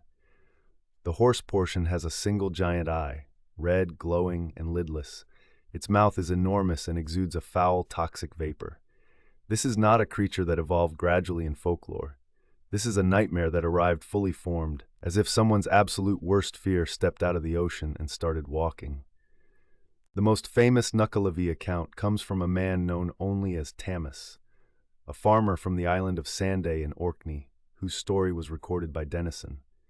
Thinnest claimed that one night he was walking home along a narrow coastal path between the sea and a freshwater loch. The moon was out, the tide was low, and then he saw it. Something was moving ahead of him on the road. At first, Thinnest thought it was a horse, but as he got closer and the moonlight hit the thing, he realized it was no horse. It was massive, far larger than any farm animal, and it had no skin. Thinnest described seeing the muscles working as the creature moved, the black blood pumping through veins as thick as his arm.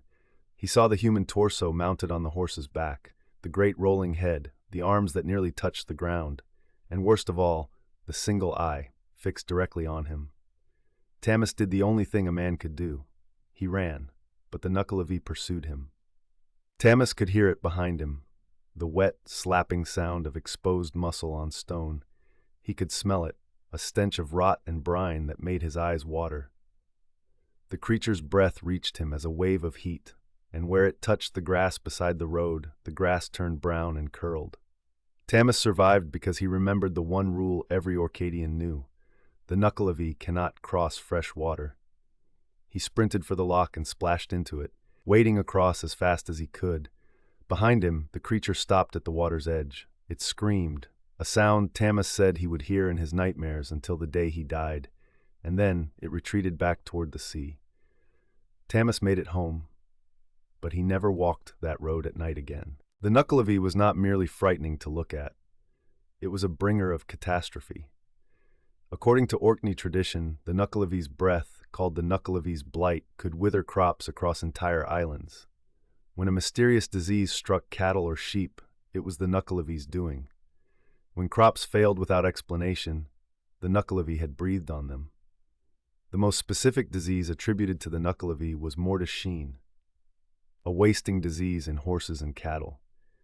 When mortasheen swept through Orkney's herds, killing animals and ruining farmers, the islanders knew who was responsible. The Nuckelavee had risen from the sea and punished them. The creature was also associated with drought, plague, and a general sense of creeping dread.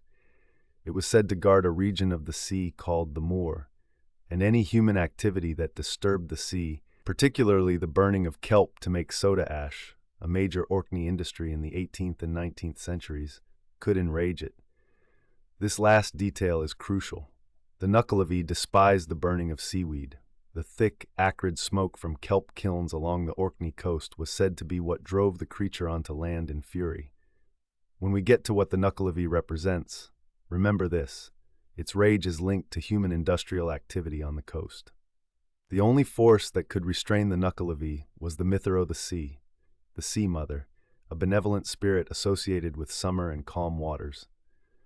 During the summer months, the mythology of the sea confined the Nuckelavee to the deep ocean. But in winter, when the Sea Mother's power waned and the storms returned, the Nuckelavee was free to roam. And fresh water, always fresh water. The Nuckelavee could not cross a freshwater stream, river, or loch. For Orcadians walking home on dark winter nights, knowing where the nearest stream was could mean the difference between life and death. Where did the Nuckelavee come from? The most compelling theory links it to the Norse Niker, also called the Nuken in Norwegian or Necken in Swedish.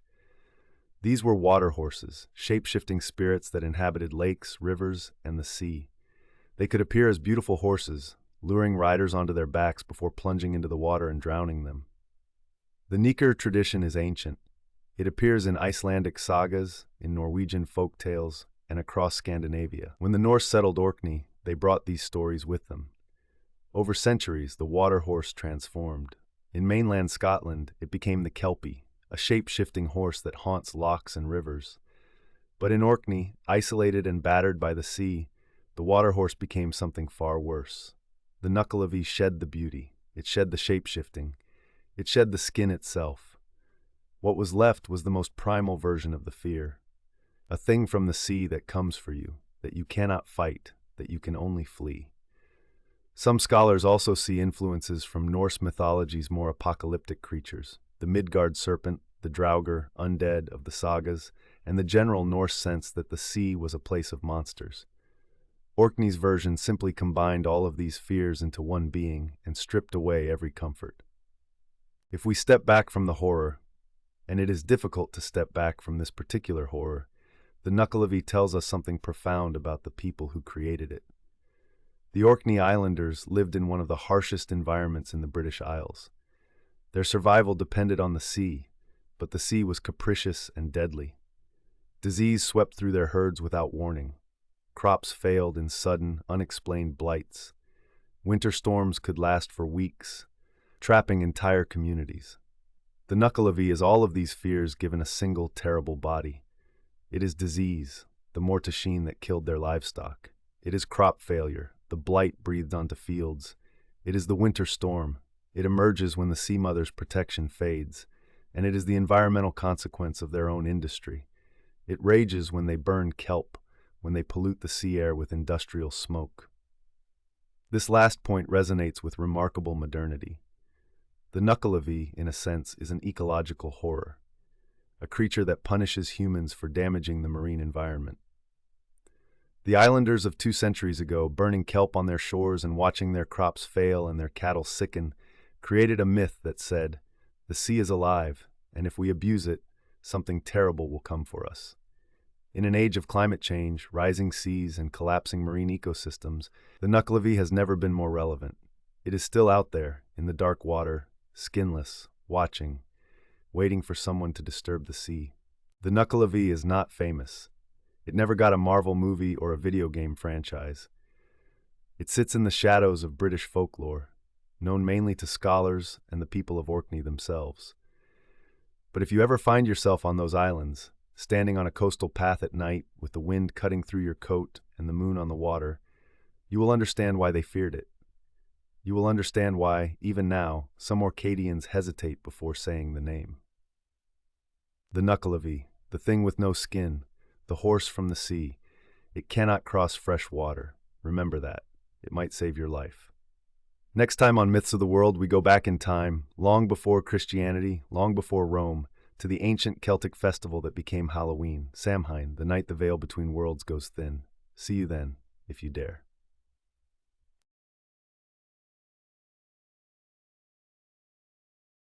Every October, over 200 million Americans spend roughly $10 billion on costumes, candy, and decorations for Halloween. It is the second largest commercial holiday in the United States. Children dress as superheroes and princesses. Adults dress as whatever the internet tells them is funny. Houses are draped in synthetic cobwebs and inflatable ghosts, and almost nobody knows where any of it came from. Halloween is not American. It is not modern, and despite what certain preachers have claimed for decades, it is absolutely, categorically not satanic. Satan has nothing to do with it. Christianity has almost nothing to do with it.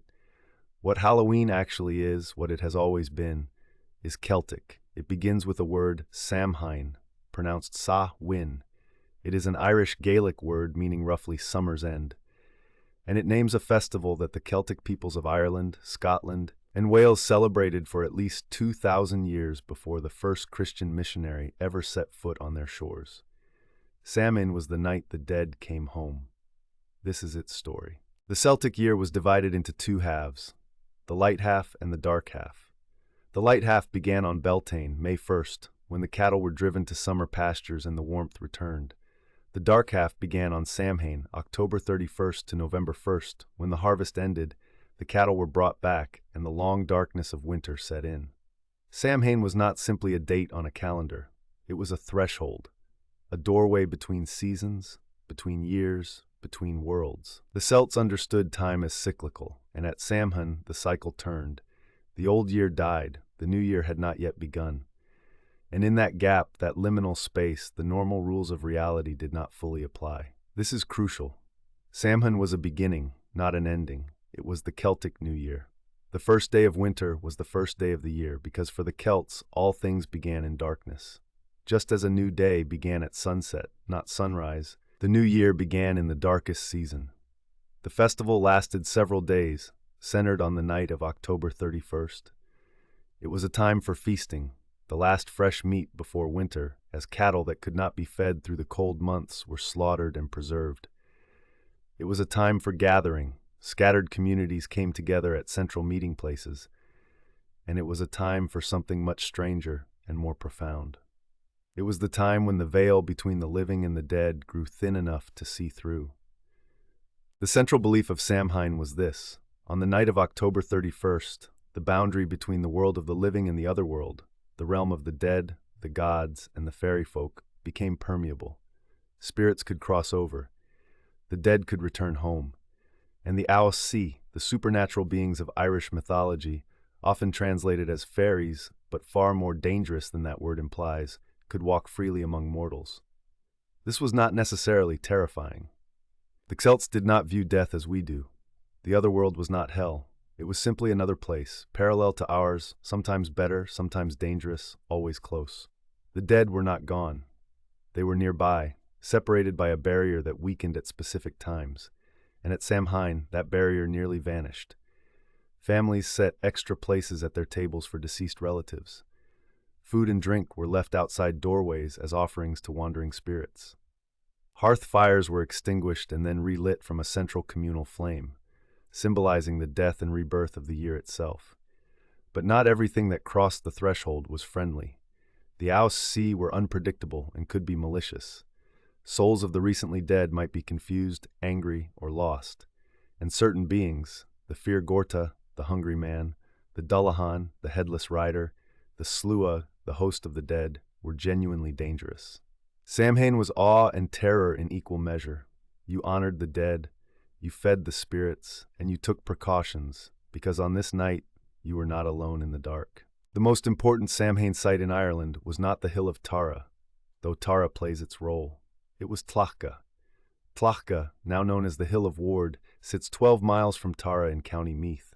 It is an ancient hilltop enclosure, and archaeological evidence confirms it was a major ceremonial site for centuries. According to Irish tradition, the Great Samhain fire was lit at Tlachga first. All other fires across Ireland, every hearth, every torch, were extinguished on Samhain night. And then the Druids, the priestly class of Celtic society, kindled a massive bonfire atop Tlachga. From this single fire, every hearth in Ireland was relit. Runners carried torches from Tlachga across the countryside, and each household relit their hearth from the sacred flame. The symbolism was profound. The old year's fire dies, and the new year's fire is born from one central, sacred source. The entire community was literally connected by a single flame. The fire at Tlachga also served practical purposes. Cattle were driven between two bonfires, a ritual of purification believed to protect them from disease during the coming winter. Bones of slaughtered cattle were thrown into the fire. This is actually where the word bonfire may come from, bonefire. From Tlachga, the ceremony moved to the Hill of Tara, the seat of the High Kings of Ireland. At Tara, the political and social aspects of Samhain took over. Feasting, lawmaking, settling disputes, and telling stories. The Tara Assembly at Samhain was one of the great gatherings of ancient Irish society. The fires have been relit. Archaeological excavations at Tlachga in the early 2010s confirmed extensive burning activity consistent with centuries of large-scale bonfires. The Hill of Ward Samhain Fire Festival has been revived in modern times, with thousands attending each year. Here is where Halloween's most familiar traditions begin to emerge. On Samhain night, with the boundary between worlds nearly dissolved, the living needed protection. The Aos were abroad, the dead were walking, and if a spirit mistook you for a living person, you might be taken. So you disguised yourself. You wore costumes, animal skins, masks, darkened faces, to blend in with the spirits. If you looked like one of the dead would leave you alone. This is the direct origin of Halloween costumes, not candy companies, not costume shops. An ancient Celtic survival strategy born from genuine fear of the supernatural. People also went door to door. They dressed as spirits and visited homes, performing songs or recitations in exchange for food, specifically soul cakes, small round cakes baked for Samhain. This practice was called mumming or guising in Scotland and Ireland, and it is the direct ancestor of trick-or-treating. Offerings were critical. Food was left at crossroads and doorways for the house see. If you failed to leave an offering, the spirits might punish you, souring your milk, blighting your crops, sickening your animals. If you were generous, they might bless you. This is the original trick-or-treat. Not a cute children's game, but a genuine negotiation with the spirit world. Divination was also central to Samhain. Because the veil was thin, the future could be glimpsed. Young women peeled apples and threw the peel over their shoulders. The shape it made on the floor was supposed to reveal the first letter of their future husband's name. Nuts were placed on the hearth fire. If they burned steadily, a relationship was strong. If they popped and flew apart, the couple would separate. Mirrors were used to see the face of a future spouse. Bobbing for apples? That's a Samhain divination game. It has nothing to do with dental hygiene or party entertainment. It was fortune-telling. In the 7th century, the Catholic Church had a problem. Celtic peoples across Ireland, Scotland, and Britain were officially Christian, but they would not stop celebrating Samhain. The festivals, the bonfires, the offerings to the dead, none of it was going away. The Church did what it had done with countless pagan festivals before. It absorbed it. In 609 AD, Pope Boniface IV established the Feast of All Martyrs on May 13th. Then in 835 AD, Pope Gregory IV moved the feast to November 1st, directly on top of Samhain, and expanded it to All Saints' Day, a celebration of all Christian saints and martyrs. The night before, October 31st, became All Hallows' Eve. Hallows meaning saints. All Hallows' Eve, Halloween. November 2nd became All Souls' Day, a day to pray for the dead who had not yet reached heaven. The medieval church encouraged people to go door to door on All Souls' Day, offering prayers for the dead in exchange for soul cakes. Sound familiar? The church's strategy was not to destroy Samhain. It was to Christianize it. Keep the date. Keep the association with the dead. Keep the customs. Just replace the Aus See with saints and the otherworld with purgatory. It worked, partially. The old practices survived beneath the Christian veneer, and in rural Ireland and Scotland, the pre-Christian elements of Samhain persisted well into the 19th century and beyond. The satanic label attached to Halloween by some modern evangelical Christians is historically absurd. Halloween was created by the Catholic Church as a Christian holiday. The pre-Christian elements are Celtic, not satanic. The ancient Celts did not have a concept of Satan. There is no Satan in Celtic mythology. The devil is a Christian invention. Samhain has nothing to do with him. And now, the jack-o'-lantern. Because that has an origin story too, and it is not what you think. The jack-o'-lantern is Irish, not American, and it was not originally a pumpkin, it was a turnip. The story goes like this. There was an Irishman named Stingy Jack, a drunkard, a trickster, and a cheat. One night, Jack had a drink with the devil himself. True to his name, Jack convinced the devil to turn himself into a coin to pay for the drinks. But instead of paying, Jack pocketed the coin next to a silver cross, trapping the devil. Jack released the devil on the condition that the devil would not bother him for 1 year and would not claim his soul if Jack died. A year later, Jack tricked the devil again, this time convincing him to climb a tree and then carving a cross into the trunk, trapping him above. When Jack finally died, God would not let him into heaven. He was too sinful. The devil would not let him into hell. He had promised not to claim Jack's soul. Jack was trapped between worlds, condemned to wander the earth in darkness forever. The devil gave him a single burning coal, which Jack placed inside a carved-out turnip to light his way. He became Jack of the Lantern, Jack-o'-lantern, a wandering spirit doomed to walk the earth with his ghostly light, forever between the living and the dead. In Ireland and Scotland, people carved scary faces into turnips and placed candles inside them, setting them in windows and on doorsteps to ward off Jack and other wandering spirits on Samhain night. When Irish immigrants arrived in America in the 1800s, they found pumpkins, larger, easier to carve, and native to the New World. The turnip became a pumpkin, and the jack-o'-lantern as we know it was born. The Halloween we know today, the costumes, the candy, the trick-or-treating, the jack-o'-lanterns, is largely the creation of Irish immigrants to the United States. The Great Famine of 1845-1852 drove over 1 million Irish people to America. They brought their traditions with them, including Halloween. In Ireland and Scotland, Halloween was already a significant folk celebration, with costumes, bonfires, divination games, and communal feasting. In America, these traditions merged with other immigrant traditions and began to transform. By the late 1800s, Halloween was becoming a community celebration in America. By the early 1900s, it was a major secular holiday. Trick-or-treating in its modern form, children in costumes going door to door for candy, became widespread in the 1930s and 1940s, evolving from the older mumming and guising traditions. The commercialization came later. Costume companies, candy manufacturers, and decoration sellers transformed Halloween into a $10 billion industry. But beneath all the commerce, the plastic skeletons, and the sexy nurse costumes, the bones of Samhain are still there. We still dress as the dead. We still carve faces in gourds to ward off spirits. We still gather together on the last night of October and tell stories about things that go bump in the night. We still feel, on some level we cannot quite articulate, that this night is different, that the boundary between here and somewhere else is thinner than usual. The Celts knew why. They had a word for it: Samhain, summer's end, the night the dead come home. Samhain is not gone. It was never gone. It was just wearing a different costume. Every jack-o'-lantern is Stingy Jack's turnip. Every trick-or-treater is a geyser from medieval Ireland. Every costume is a disguise against the AOC, and every bonfire, from the backyard fire pits of modern suburbia to the revived flames at the Hill of Ward, is a descendant of the sacred fire at Tlachtka. 2,000 years.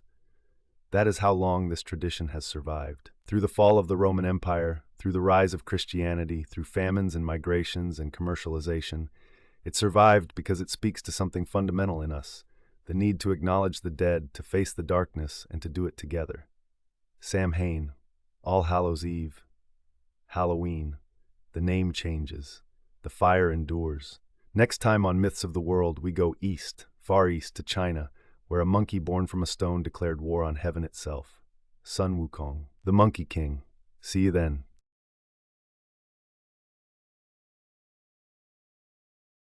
In the beginning, there was a rock. It sat on a mountain called Flower Fruit Mountain, on a magical island in the Eastern Sea. The rock had been there since the creation of the world, absorbing the essence of heaven and earth, soaking in sunlight and moonlight for eons. And one day it cracked open. From inside the stone, a monkey was born. Not an ordinary monkey. This monkey's eyes shot beams of golden light so powerful that they reached the throne of the Jade Emperor, the ruler of heaven itself. The celestial court panicked. Something extraordinary had entered the world. They were right to panic, because that monkey, who would come to call himself Sun Wukong, the Monkey King, would become the greatest rebel in all of Chinese mythology. He would steal the most powerful weapon in the ocean. He would eat the peaches of immortality. He would swallow the pills of eternal life. And when heaven sent 100,000 celestial warriors to stop him, he would defeat them all. This is the story of the Monkey King, born from stone, forged in defiance, redeemed through suffering. And still, 400 years after his story was first written down, the most beloved character in all of Chinese literature. The novel that tells Sun Wukong's story is called Journey to the West, Shi Yu Ji in Chinese. It was written by Wu Cheng'an in the 16th century during the Ming Dynasty, and it is considered one of the 4 great classical novels of Chinese literature, alongside Romance of the Three Kingdoms, Water Margin, and Dream of the Red Chamber. But the story of the Monkey King is older than the novel. It draws on centuries of folk tales, Buddhist scripture, Taoist philosophy, and Chinese popular mythology. Wu Cheng'an wove these threads together into one of the most extraordinary adventure stories ever written, a novel of over 800,000 Chinese characters, 100 chapters, and a protagonist so charismatic that he overwhelms every other character in the book, including the one the story is supposedly about. Sun Wukong was born from that magical stone and immediately became the leader of a troop of monkeys living on Flower Fruit Mountain. He discovered a hidden cave behind a waterfall, the Water Curtain Cave, and led the monkeys there, declaring himself their king. But kingship was not enough. Sun Wukong was terrified of death. He watched his monkey subjects grow old and die, and he refused to accept that fate. So he left Flower Fruit Mountain and crossed the ocean, searching for a master who could teach him the secret of immortality. He found one, the patriarch Subodhi, a Taoist Buddhist sage who lived in a mountain cave. Subodhi recognized the monkey's extraordinary potential and agreed to teach him. Over years of study, Sun Wukong learned the 72 transformations, the ability to transform into virtually anything: a tree, a bird, a temple, another person. He learned cloud somersaulting, a technique that allowed him to travel 108,000 li, roughly 34,000 miles, in a single leap. He learned combat, magic, and the fundamental principles of Taoist cultivation. When Sun Wukong left Subodhi's tutelage, he was no longer a monkey. He was something the world had never seen before, a being of almost limitless power with absolutely no humility, no restraint, and no respect for authority. Heaven was about to have a very bad day. Sun Wukong's first act of outrageous defiance was to acquire his weapon. He traveled to the Dragon King of the Eastern Sea, Guang, and demanded a weapon suitable for his power. The Dragon King, hoping to embarrass the arrogant monkey, showed him the Rui Jingu Bang, a massive iron pillar weighing 17,950 pounds, used to measure the depth of the Milky Way in ancient times. No one could lift it. No one had ever lifted it. Sun Wukong picked it up with one hand. At his command, the staff shrank to the size of a needle, small enough to tuck behind his ear, or expanded to a pillar that could hold up the sky. He took the staff and left the Dragon Palace, ignoring the Dragon King's protests entirely. Then he went further, much further. Sun Wukong descended to the underworld, the realm of King Yama, the judge of the dead. He found the Book of Life and Death, the ledger that recorded the lifespan of every living being. He located his own entry, crossed out his name, and crossed out the names of every monkey on Flower Fruit Mountain. Then he left. He had made himself and his entire kingdom immortal by bureaucratic vandalism. But Sun Wukong wasn't done. Over the course of his adventures, he acquired immortality not once, not twice, but multiple times. He ate the peaches of immortality from the garden of the Queen Mother of the West, peaches that ripen only once every 9,000 years and grant eternal life to whoever consumes them. He drank the Jade Emperor's imperial wine. He devoured Laozi's pills of immortality, the most potent elixir in all of Taoist alchemy, meant for the gods themselves. By this point, Sun Wukong was functionally indestructible. He had stacked so many forms of immortality on top of each other that even the concept of death no longer applied to him. He had a weapon that could crush mountains. He could transform into anything. He could leap across continents in a heartbeat. And he had the ego to match. The Jade Emperor, supreme ruler of the celestial bureaucracy, tried diplomacy first. He invited Sun Wukong to heaven and gave him an official title, Keeper of the Horses. It was the lowest possible rank in the celestial hierarchy, a deliberate insult. When Sun Wukong discovered how lowly the position was, he exploded with rage. He stormed out of heaven, returned to Flower Fruit Mountain, and declared himself Qitian Dasheng, the great sage equal to heaven. Equal to heaven. No one had ever claimed such a title. It was blasphemy on a cosmic scale. The Jade Emperor, hoping to placate him, actually granted the title, but made it empty, with no real power or responsibilities. Sun Wukong accepted it initially, but when he was snubbed from an invitation to the Queen Mother of the West's Peach Banquet, the most prestigious event in the celestial calendar, he snapped. He crashed the banquet. He ate the peaches. He drank the wine. He devoured Laozi's pills. And when heaven's armies came for him, he fought them. All of them. The Jade Emperor sent Heavenly King Li Jing and his son Nezha, one of the greatest warriors in Chinese mythology, with 100,000 celestial soldiers. Sun Wukong defeated them. The Emperor sent Erlang Shen, his own nephew and a god of immense power, along with the 7 saints of Meishan. Sun Wukong fought them to a standstill. Even Laozi himself, one of the most revered figures in Taoist philosophy, had to intervene, using his diamond snare to finally capture the Monkey King. They threw him into Laozi's 8 trigrams furnace, an alchemical furnace hot enough to refine anything in the universe into pure essence. It was supposed to destroy him. Instead, after 49 days, Sun Wukong kicked open the furnace door and leaped out. The fire had not killed him, It had given him Huoyan Jinjing, the fiery eyes with golden pupils, the ability to see through any illusion, any disguise, any deception. He was stronger than ever, and he was furious. Sun Wukong rampaged through heaven. No one could stop him. The celestial order, the entire bureaucratic hierarchy of Chinese cosmology, was collapsing under the assault of one monkey.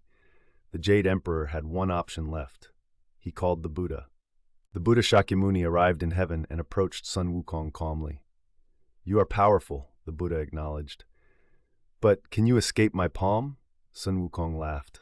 The Buddha's palm? It was tiny. Sun Wukong could leap 34,000 miles in a single bound. He could cross the universe in a heartbeat. Escaping a hand? Child's play.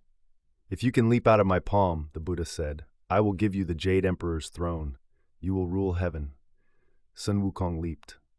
He flew across the universe at impossible speed. He traveled so far that he reached 5 massive pillars at the edge of existence, the very boundary of creation. To prove he had been there, he wrote his name on one of the pillars. He also urinated on it, because he was Sun Wukong. He leaped back, triumphant.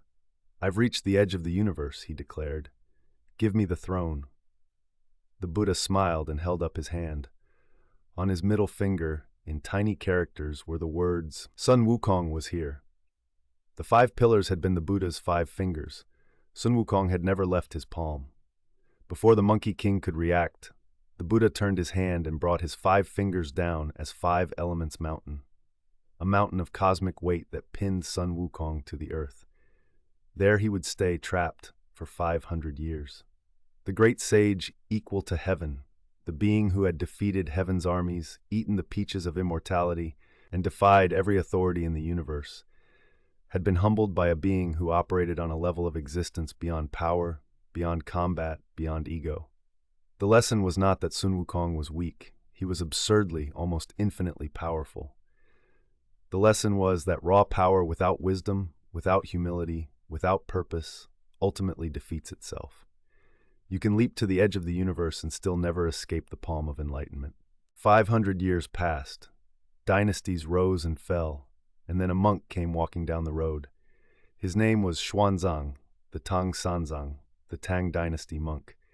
He was on a mission from the Emperor of China and the Bodhisattva Guanyin, travel to India, to the monastery of the Thunder God, and retrieve the Buddhist scriptures, the sacred texts that would bring salvation to the Chinese people. The journey was impossibly dangerous. 10,000 miles through deserts, mountains, and kingdoms filled with demons who wanted to eat Xuanzang's flesh, which was rumored to grant immortality. Xuanzang was gentle, pious, and physically weak. He needed a protector. Guanyin directed him to 5 Elements Mountain. There, Xuanzang freed Sun Wukong, but with a condition. A golden circlet was placed on the Monkey King's head, and whenever Xuanzang chanted a certain sutra, the circlet would tighten, causing excruciating pain. It was a leash, a reminder that Sun Wukong served a higher purpose now. The journey lasted 14 years and 81 tribulations. Along the way, 3 more disciples joined: Ju Baji, Pigsy, a former celestial marshal reborn as a pig monster, gluttonous and lazy but fierce in combat; Sha Wujing, Sandy, a former celestial curtain-raising general cursed to live as a river ogre, quiet and loyal; and the White Dragon Horse, actually the son of the Dragon King of the West Sea, transformed into a horse as penance. Together, they fought demons, navigated treachery, and endured suffering. And through it all, Sun Wukong changed. The arrogant rebel who had declared war on heaven became a protector.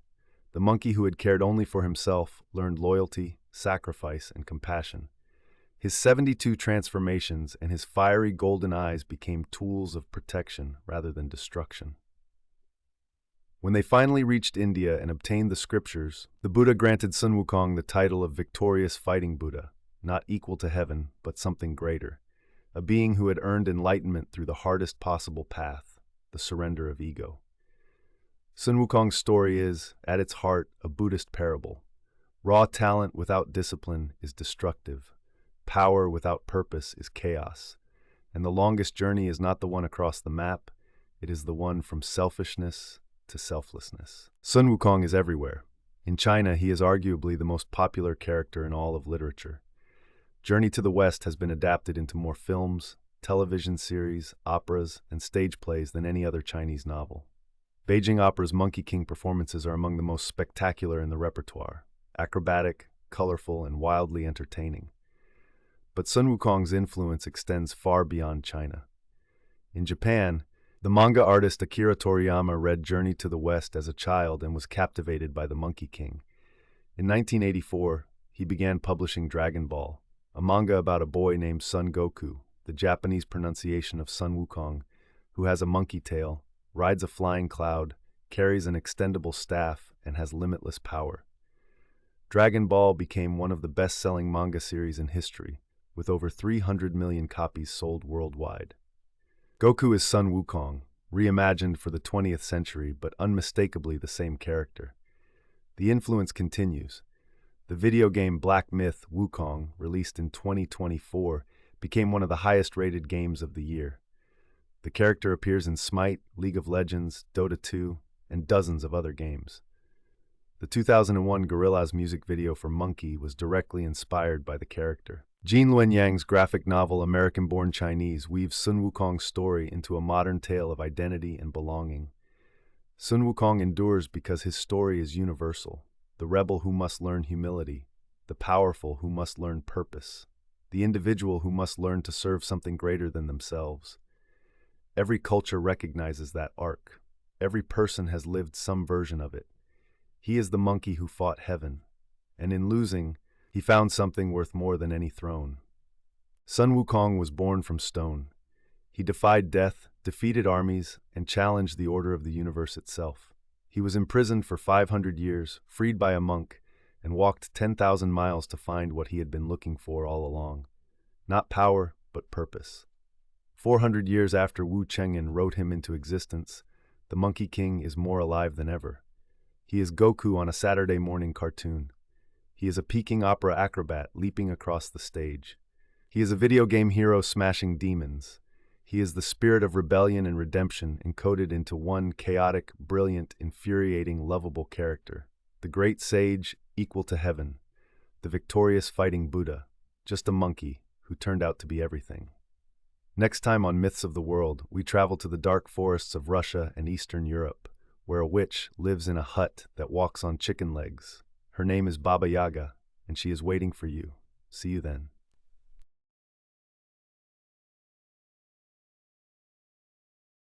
There is a forest in the oldest stories of Russia. It is not a forest you want to enter. The trees grow so thick that sunlight cannot penetrate. The paths twist and disappear. The animals watch, but do not speak. And deep inside, past the point where any reasonable person would turn back, there is a clearing. In the clearing stands a hut. The hut is not sitting on the ground. It is perched on two enormous chicken legs, and it moves. It turns, it spins in place, facing the forest as if it is alive, because it is. And the fence around the hut is made of human bones, topped with human skulls whose empty eye sockets glow with an inner fire. Inside, an old woman waits. She is impossibly thin, skeletal, with legs like sticks. Her nose is so long that when she lies down to sleep, it touches the ceiling. Her teeth are made of iron. She smells you before she sees you. And the first thing she says in every story is always the same. I smell Russian spirit.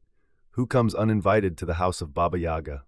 Baba Yaga, the most famous witch in the world, the most feared figure in all of Slavic mythology, and one of the most complex, ambiguous, and deeply strange characters in the entire history of folklore. She might help you. She might eat you. There is only one way to find out. Baba Yaga appears across the folklore of Russia, Ukraine, Belarus, Poland, the Czech Republic, Slovakia, Slovenia, and the Balkans. She is pan-Slavic, one of the few mythological figures shared across the entire Slavic world, though she takes slightly different forms in different traditions. In some, she appears as three sisters, all named Baba Yaga. In others, she is singular and solitary. The name itself is debated. Baba is a Slavic word for grandmother or old woman. It is not inherently negative. Yaga is more mysterious. Some scholars link it to the Proto-Slavic word for serpent or for horror. Others connect it to the Old Norse aga, meaning to terrify. Whatever its etymology, the name carries weight. In Russian culture, it is one of the first words children learn, and one of the last they stop fearing. Her physical description is remarkably consistent across centuries of stories. She is emaciated to the point of skeletal. The Russian phrase is bony legs, and some stories describe her as so thin she is almost a skeleton. Her nose is enormous, long and hooked, sometimes described as reaching the ceiling of her hut. Her teeth are made of iron or steel, and she uses them to crack bones and eat human flesh. She is described as lying across her hut from wall to wall, nose pressed against the ceiling. The hut barely contains her, as if she has been crammed inside like something that does not quite fit in this world. She flies not on a broomstick, that is the Western European witch. Baba Yaga flies in a mortar, a giant stone grinding vessel, using the pestle as a rudder or oar. She sweeps away her tracks in the sky with a broom or a birch branch so no one can follow her. And she is hungry. She is always hungry. Children are her preferred meal, though she will eat adults who displease her. But here's the crucial detail that separates Baba Yaga from simple monster stories. She can also be the hero's helper. If you approach her correctly, if you're polite, brave, and clever, she may give you exactly what you need. A magical horse, a weapon, secret knowledge, direction through the forest. Baba Yaga is not evil. She is a test, and the test is everything. The hut is one of the most distinctive images in all of world mythology. Izbushka na kurich noshkach, the little hut on chicken legs. It stands in the deepest part of the forest, perched on two enormous fowl legs, sometimes one, sometimes four. It can move, it can walk, it can spin in place, and it has a will of its own. When a hero approaches, the hut typically has its back turned, its door facing the forest. The hero must speak the magic words, Izbushka, Izbushka, turn your back to the forest and your front to me. Only then does the hut spin around and allow entry. Inside, the hut is paradoxically small and impossibly cramped, yet it contains everything Baba Yaga needs, an enormous oven, central to many plot points, as she often tries to cook visitors in it, a spinning wheel, herbs and potions, and bones. Many bones. What does the hut represent? Several interpretations exist, and they are not mutually exclusive.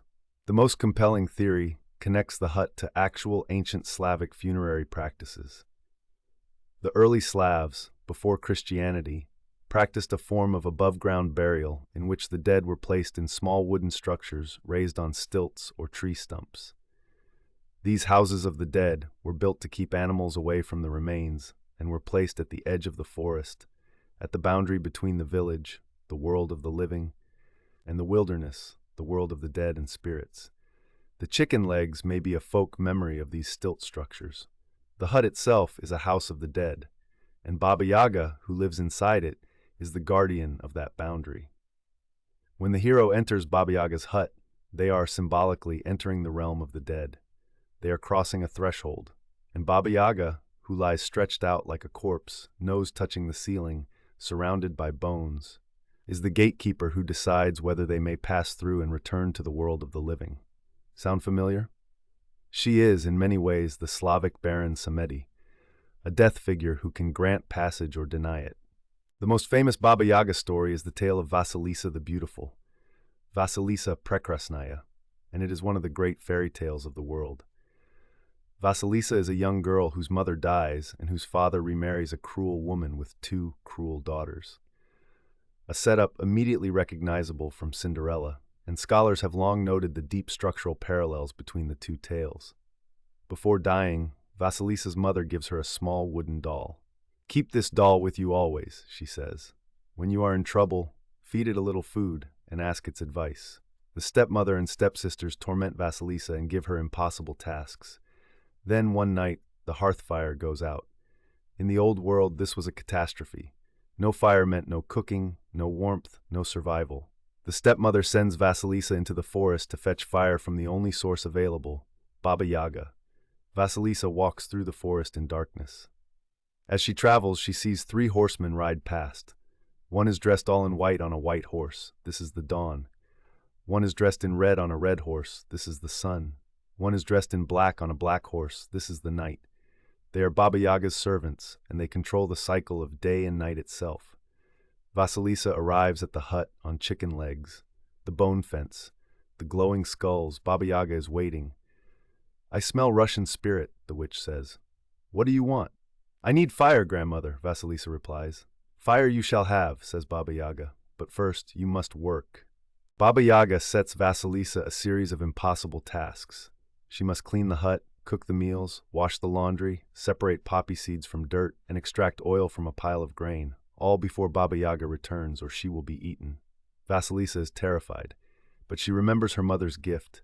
She feeds the little wooden doll, and the doll comes alive. Don't worry, Vasilisa, the doll says. Go to sleep. The morning is wiser than the evening.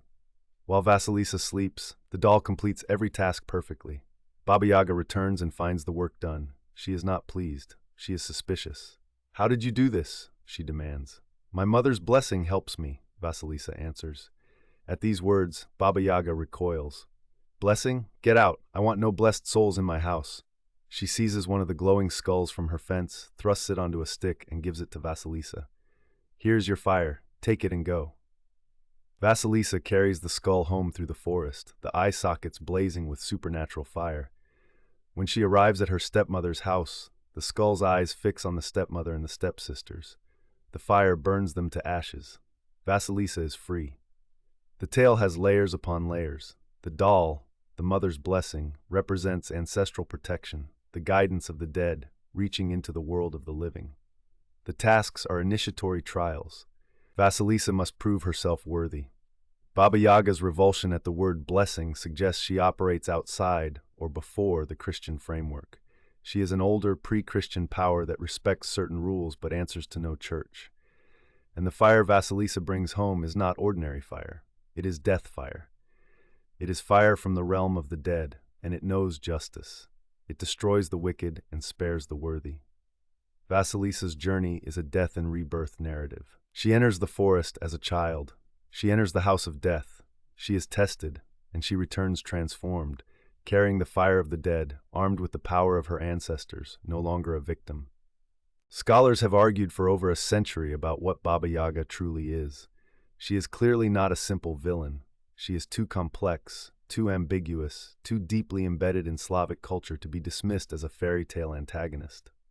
The most influential theory, advanced by the Russian folklorist Vladimir Prop in his landmark 1946 study, Historical Roots of the Wonder Tale, proposes that Baba Yaga is a survival of an ancient pre-Christian Slavic death goddess, or, more precisely, a guardian figure associated with funeral rites and initiation ceremonies.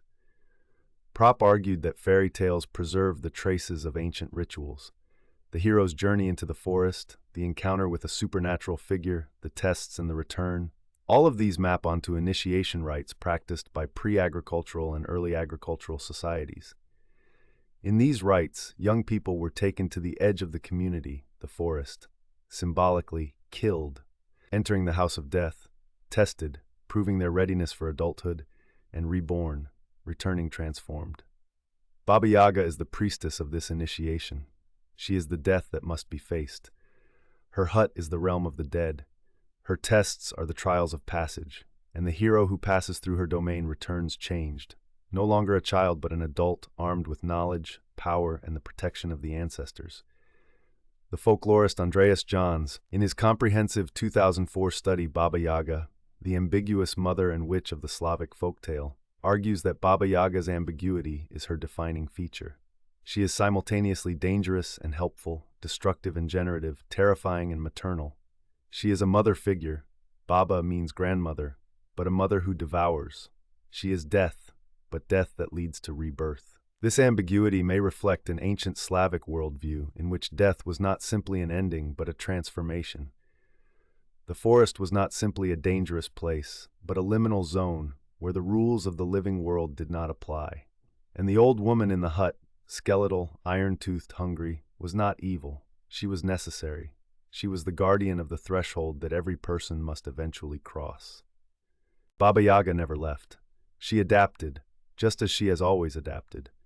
In music, Modest Mussorgsky included The Hut on Chicken Legs, Baba Yaga, as a movement in his 1874 piano suite, Pictures at an Exhibition, a thundering, violent piece that captures the witch's terrifying energy.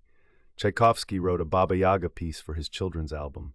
The witch lives in some of the greatest classical music ever composed. In film, she has appeared in numerous Soviet and Russian productions. most famously the 1964 film Morosco, known in the West through Mystery Science Theater 3000. But her most unexpected modern appearance came from Hollywood. In the John Wick film series, Keanu Reeves' character is called the Baba Yaga, the boogeyman. The films play it as a nickname given to the world's most feared assassin, and while the mythological connection is loose, it introduced the name Baba Yaga to an enormous global audience. The implication is clear. Baba Yaga is the thing that even monsters are afraid of. In comics, Mike Mignola's Hellboy series features Baba Yaga as a recurring and deeply faithful adaptation. Her hut on chicken legs, her skull fence, her terrible bargains. Mignola researched the folklore extensively, and his Baba Yaga is one of the most accurate depictions in modern Western media. She appears in video games. The Witcher 3 includes a Baba Yaga-inspired storyline. She appears in children's literature, picture books, and animated series introduce her to new generations, sometimes softening her edges, sometimes preserving her terrifying ambiguity. She is a Halloween costume, a tattoo, a meme. But beneath all of this, the original persists. In rural Russia, grandmothers still tell their grandchildren, if you go into the forest alone, Baba Yaga will find you. She will smell you, and she will ask what you want. Have a good answer ready. Baba Yaga is not a villain. She is not a hero. She is a question. Can you face the thing in the forest? Can you be polite when you are terrified? Can you complete the task when the task seems impossible? Can you enter the house of death and come out alive? If yes, she will give you fire, the fire of the ancestors, the fire that burns away lies and injustice, the fire that lights your way home through the darkest forest. If no, well, she is always hungry. For thousands of years, the Slavic peoples have told their children about the old woman in the hut on chicken legs. They have warned them about the iron teeth and the bone fence. And they have also, quietly, taught them the most important lesson in all of folklore. The monster is also the guide. The death is also the rebirth. The witch who eats children is also the grandmother who saves them. All you have to do is answer correctly. This has been Myths of the World. Thank you for watching. If these stories matter to you, subscribe to Stories and Facts. We will keep telling them as long as the fire burns.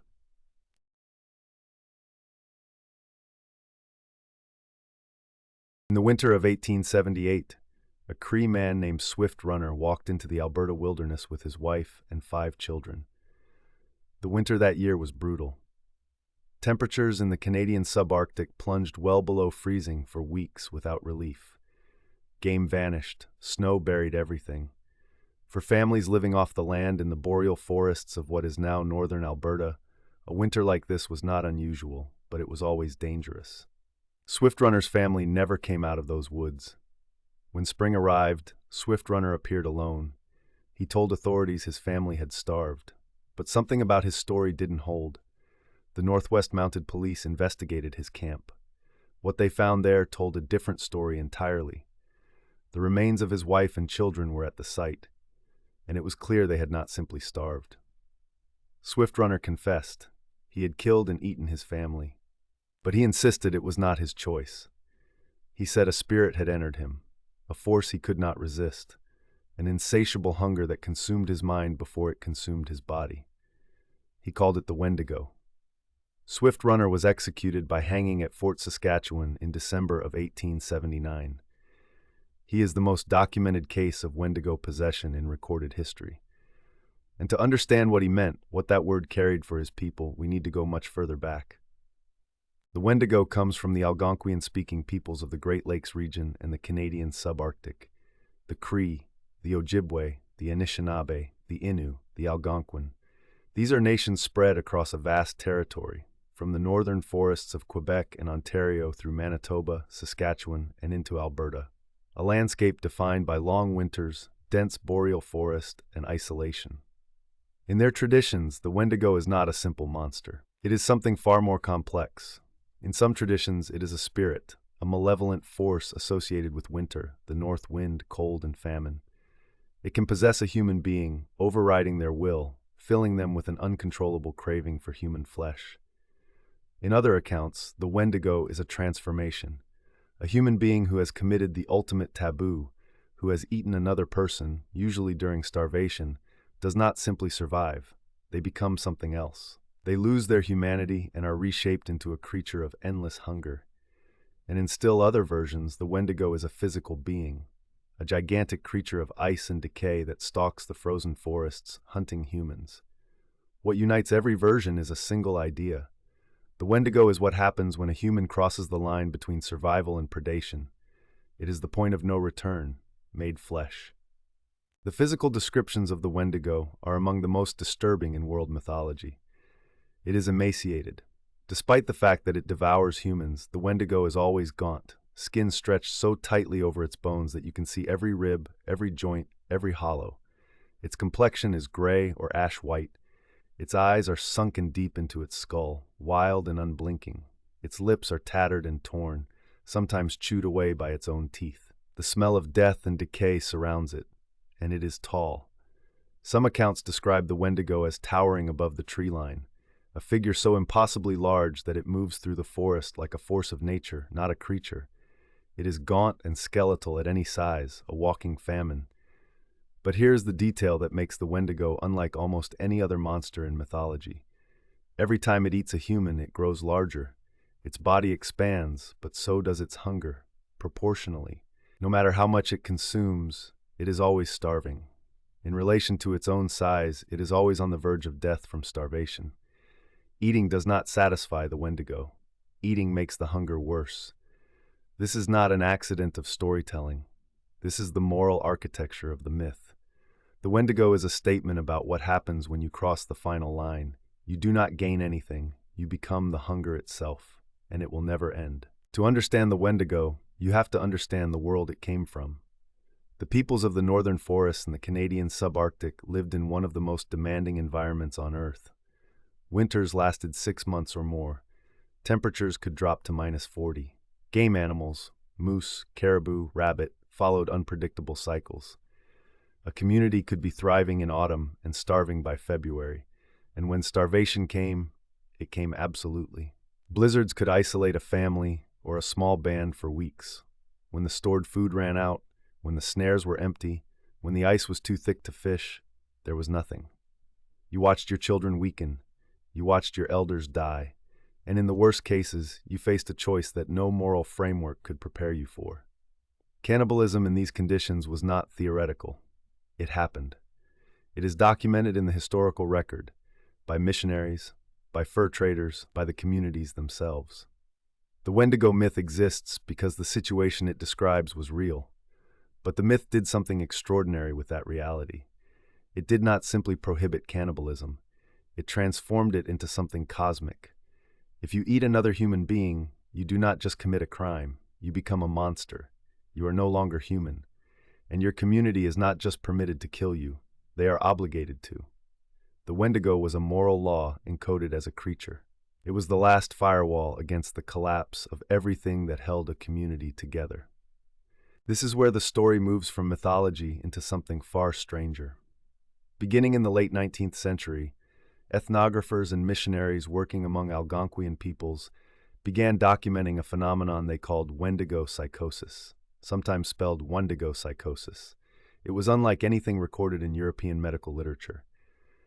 The pattern was consistent. An individual, almost always during winter, almost always in conditions of extreme food scarcity, would develop an overwhelming conviction that they were transforming into a Wendigo. They reported intrusive, obsessive cravings for human flesh. They experienced intense horror at their own desires. They felt their body changing, growing colder, harder, less human. And then they would beg their families to kill them. Before they acted on the hunger, before the transformation was complete. Dozens of cases were documented across the 19th and early 20th centuries, from communities across the Canadian North. Some individuals were restrained, some were treated with traditional ceremonies, and some were killed, often by their own family members, who believed they were performing an act of mercy and protection. The anthropological debate around Wendigo psychosis has continued for over a century. Some scholars like Lou Marano in the 1980s argued that it was never a true psychiatric condition, that the cases were better understood as social responses to extreme stress or as colonial misinterpretation of indigenous cultural practices. Others, like Morton Teicher, who compiled over 70 cases in 1960, argued that the syndrome was real, a culture-specific manifestation of extreme psychological distress shaped by the mythological framework of the Wendigo. The most convincing answer may be that it was both. The terror was real. The psychological disintegration under starvation was real. And the cultural framework that gave that disintegration a name and a shape, the Wendigo, was real too. The myth didn't just describe a monster, it described a possible future for any person pushed past the breaking point. Now we return to the historical cases, because they are where mythology, psychology, and colonial power collide. Swift Runner, the Cree hunter, was executed in 1879 at Fort Saskatchewan. His case drew significant attention from Canadian authorities and the press. To the colonial government, it was a murder case, a man who had killed and consumed his family. To the Cree, it was something else entirely. Swift Runner had been taken by the Wendigo. He was no longer himself. What happened to him was a tragedy, not simply a crime. But the case that most starkly reveals the collision between these two worlds came nearly 30 years later. In 1907, the Canadian government arrested two Ojibwe leaders, Jawuno Gijigo Gabo, known in English as Jack Fiddler, and his brother Joseph. They were elders of the Sucker clan, respected leaders in their community near Sandy Lake in what is now northern Ontario. Their alleged crime: over the course of several decades, they had killed at least 14 people. People they identified as Wendigos, or as humans in the process of Wendigo transformation. In Ojibwe cosmology, this was not murder, it was protection. A person possessed by the Wendigo was a threat to the entire community. Killing them was an act of spiritual obligation, performed by those with the authority and the knowledge to do so. Jack Fiddler was, in his own tradition, a healer and a protector. In Canadian colonial law, it was serial murder. Jack Fiddler escaped custody and took his own life. Joseph Fiddler was convicted of murder and sentenced to death, though his sentence was later commuted. He died in custody in 1909. The Fiddler case is not just a footnote in legal history. It is the direct collision between two legal systems, two cosmologies, and two entirely different understandings of what the Wendigo was and what it demanded. The Wendigo has escaped its origins. It has become one of the most recognizable creatures in modern horror, though what most people picture when they hear the word is not what the original peoples described. The modern Wendigo, the towering figure with a deer skull for a head, crowned with antlers, is largely a pop culture invention. It draws more from 20th century horror art and video game design than from any specific indigenous tradition. Traditional depictions varied widely across nations, and none of them featured antlers. The literary Wendigo, however, has a longer pedigree. In 1910, the British author Algernon Blackwood published a short story simply titled The Wendigo. Blackwood had spent years living in the Canadian wilderness, and his story, about a hunting party in the northern Ontario bush that encounters something vast and incomprehensible in the forest, is considered one of the greatest supernatural horror stories ever written. It captures something essential about the original myth. The Wendigo is not just a creature. It is an environment. It is the North itself, turning hostile. Stephen King drew on the Wendigo in Pet Sematary, using it as the unnamed force behind the cursed burial ground, a presence in the Maine woods that embodies hunger and wrongness. The concept appears across modern media. In the television series Hannibal, where the Wendigo serves as a visual metaphor for Hannibal Lecter's predatory nature. In the video game Until Dawn, where Wendigos are the primary antagonists. In Frostpunk, where the logic of the Wendigo, survival versus morality in extreme cold, drives the entire game. But in every adaptation, something is lost. The Wendigo was never meant to be entertainment. It was a warning, and the people who created it paid a real price for the world it described. The Wendigo has survived for centuries because it is not really about a monster. It is about a line. Every human society draws a line somewhere, a boundary beyond which you are no longer one of us. For the peoples of the northern forests, that line was drawn at the most extreme point imaginable. You could suffer, you could starve, you could lose everything, but you could not consume another human being and remain human yourself. The Wendigo was the enforcement mechanism for that line, not a law written in a book, not a punishment decided by a court, a transformation, an irreversible change in what you are. Cross the line and you become the thing that every family huddled in a frozen shelter fears most. What makes this myth extraordinary is that it emerged from people who actually faced that choice. This was not an abstract philosophical exercise. The peoples who created the Wendigo lived in a world where starvation winters killed families, where the temptation the myth describes was real. They looked at the worst thing a human could do, and they gave it a shape. They made it into a story that could be told around a fire, that children would remember, that would hold the community together when everything else was falling apart. Every culture has a version of this, a story about the final boundary, about what you become if you cross it. In the frozen forests of the north, they called it the Wendigo, and after all these centuries, we still understand exactly what they meant.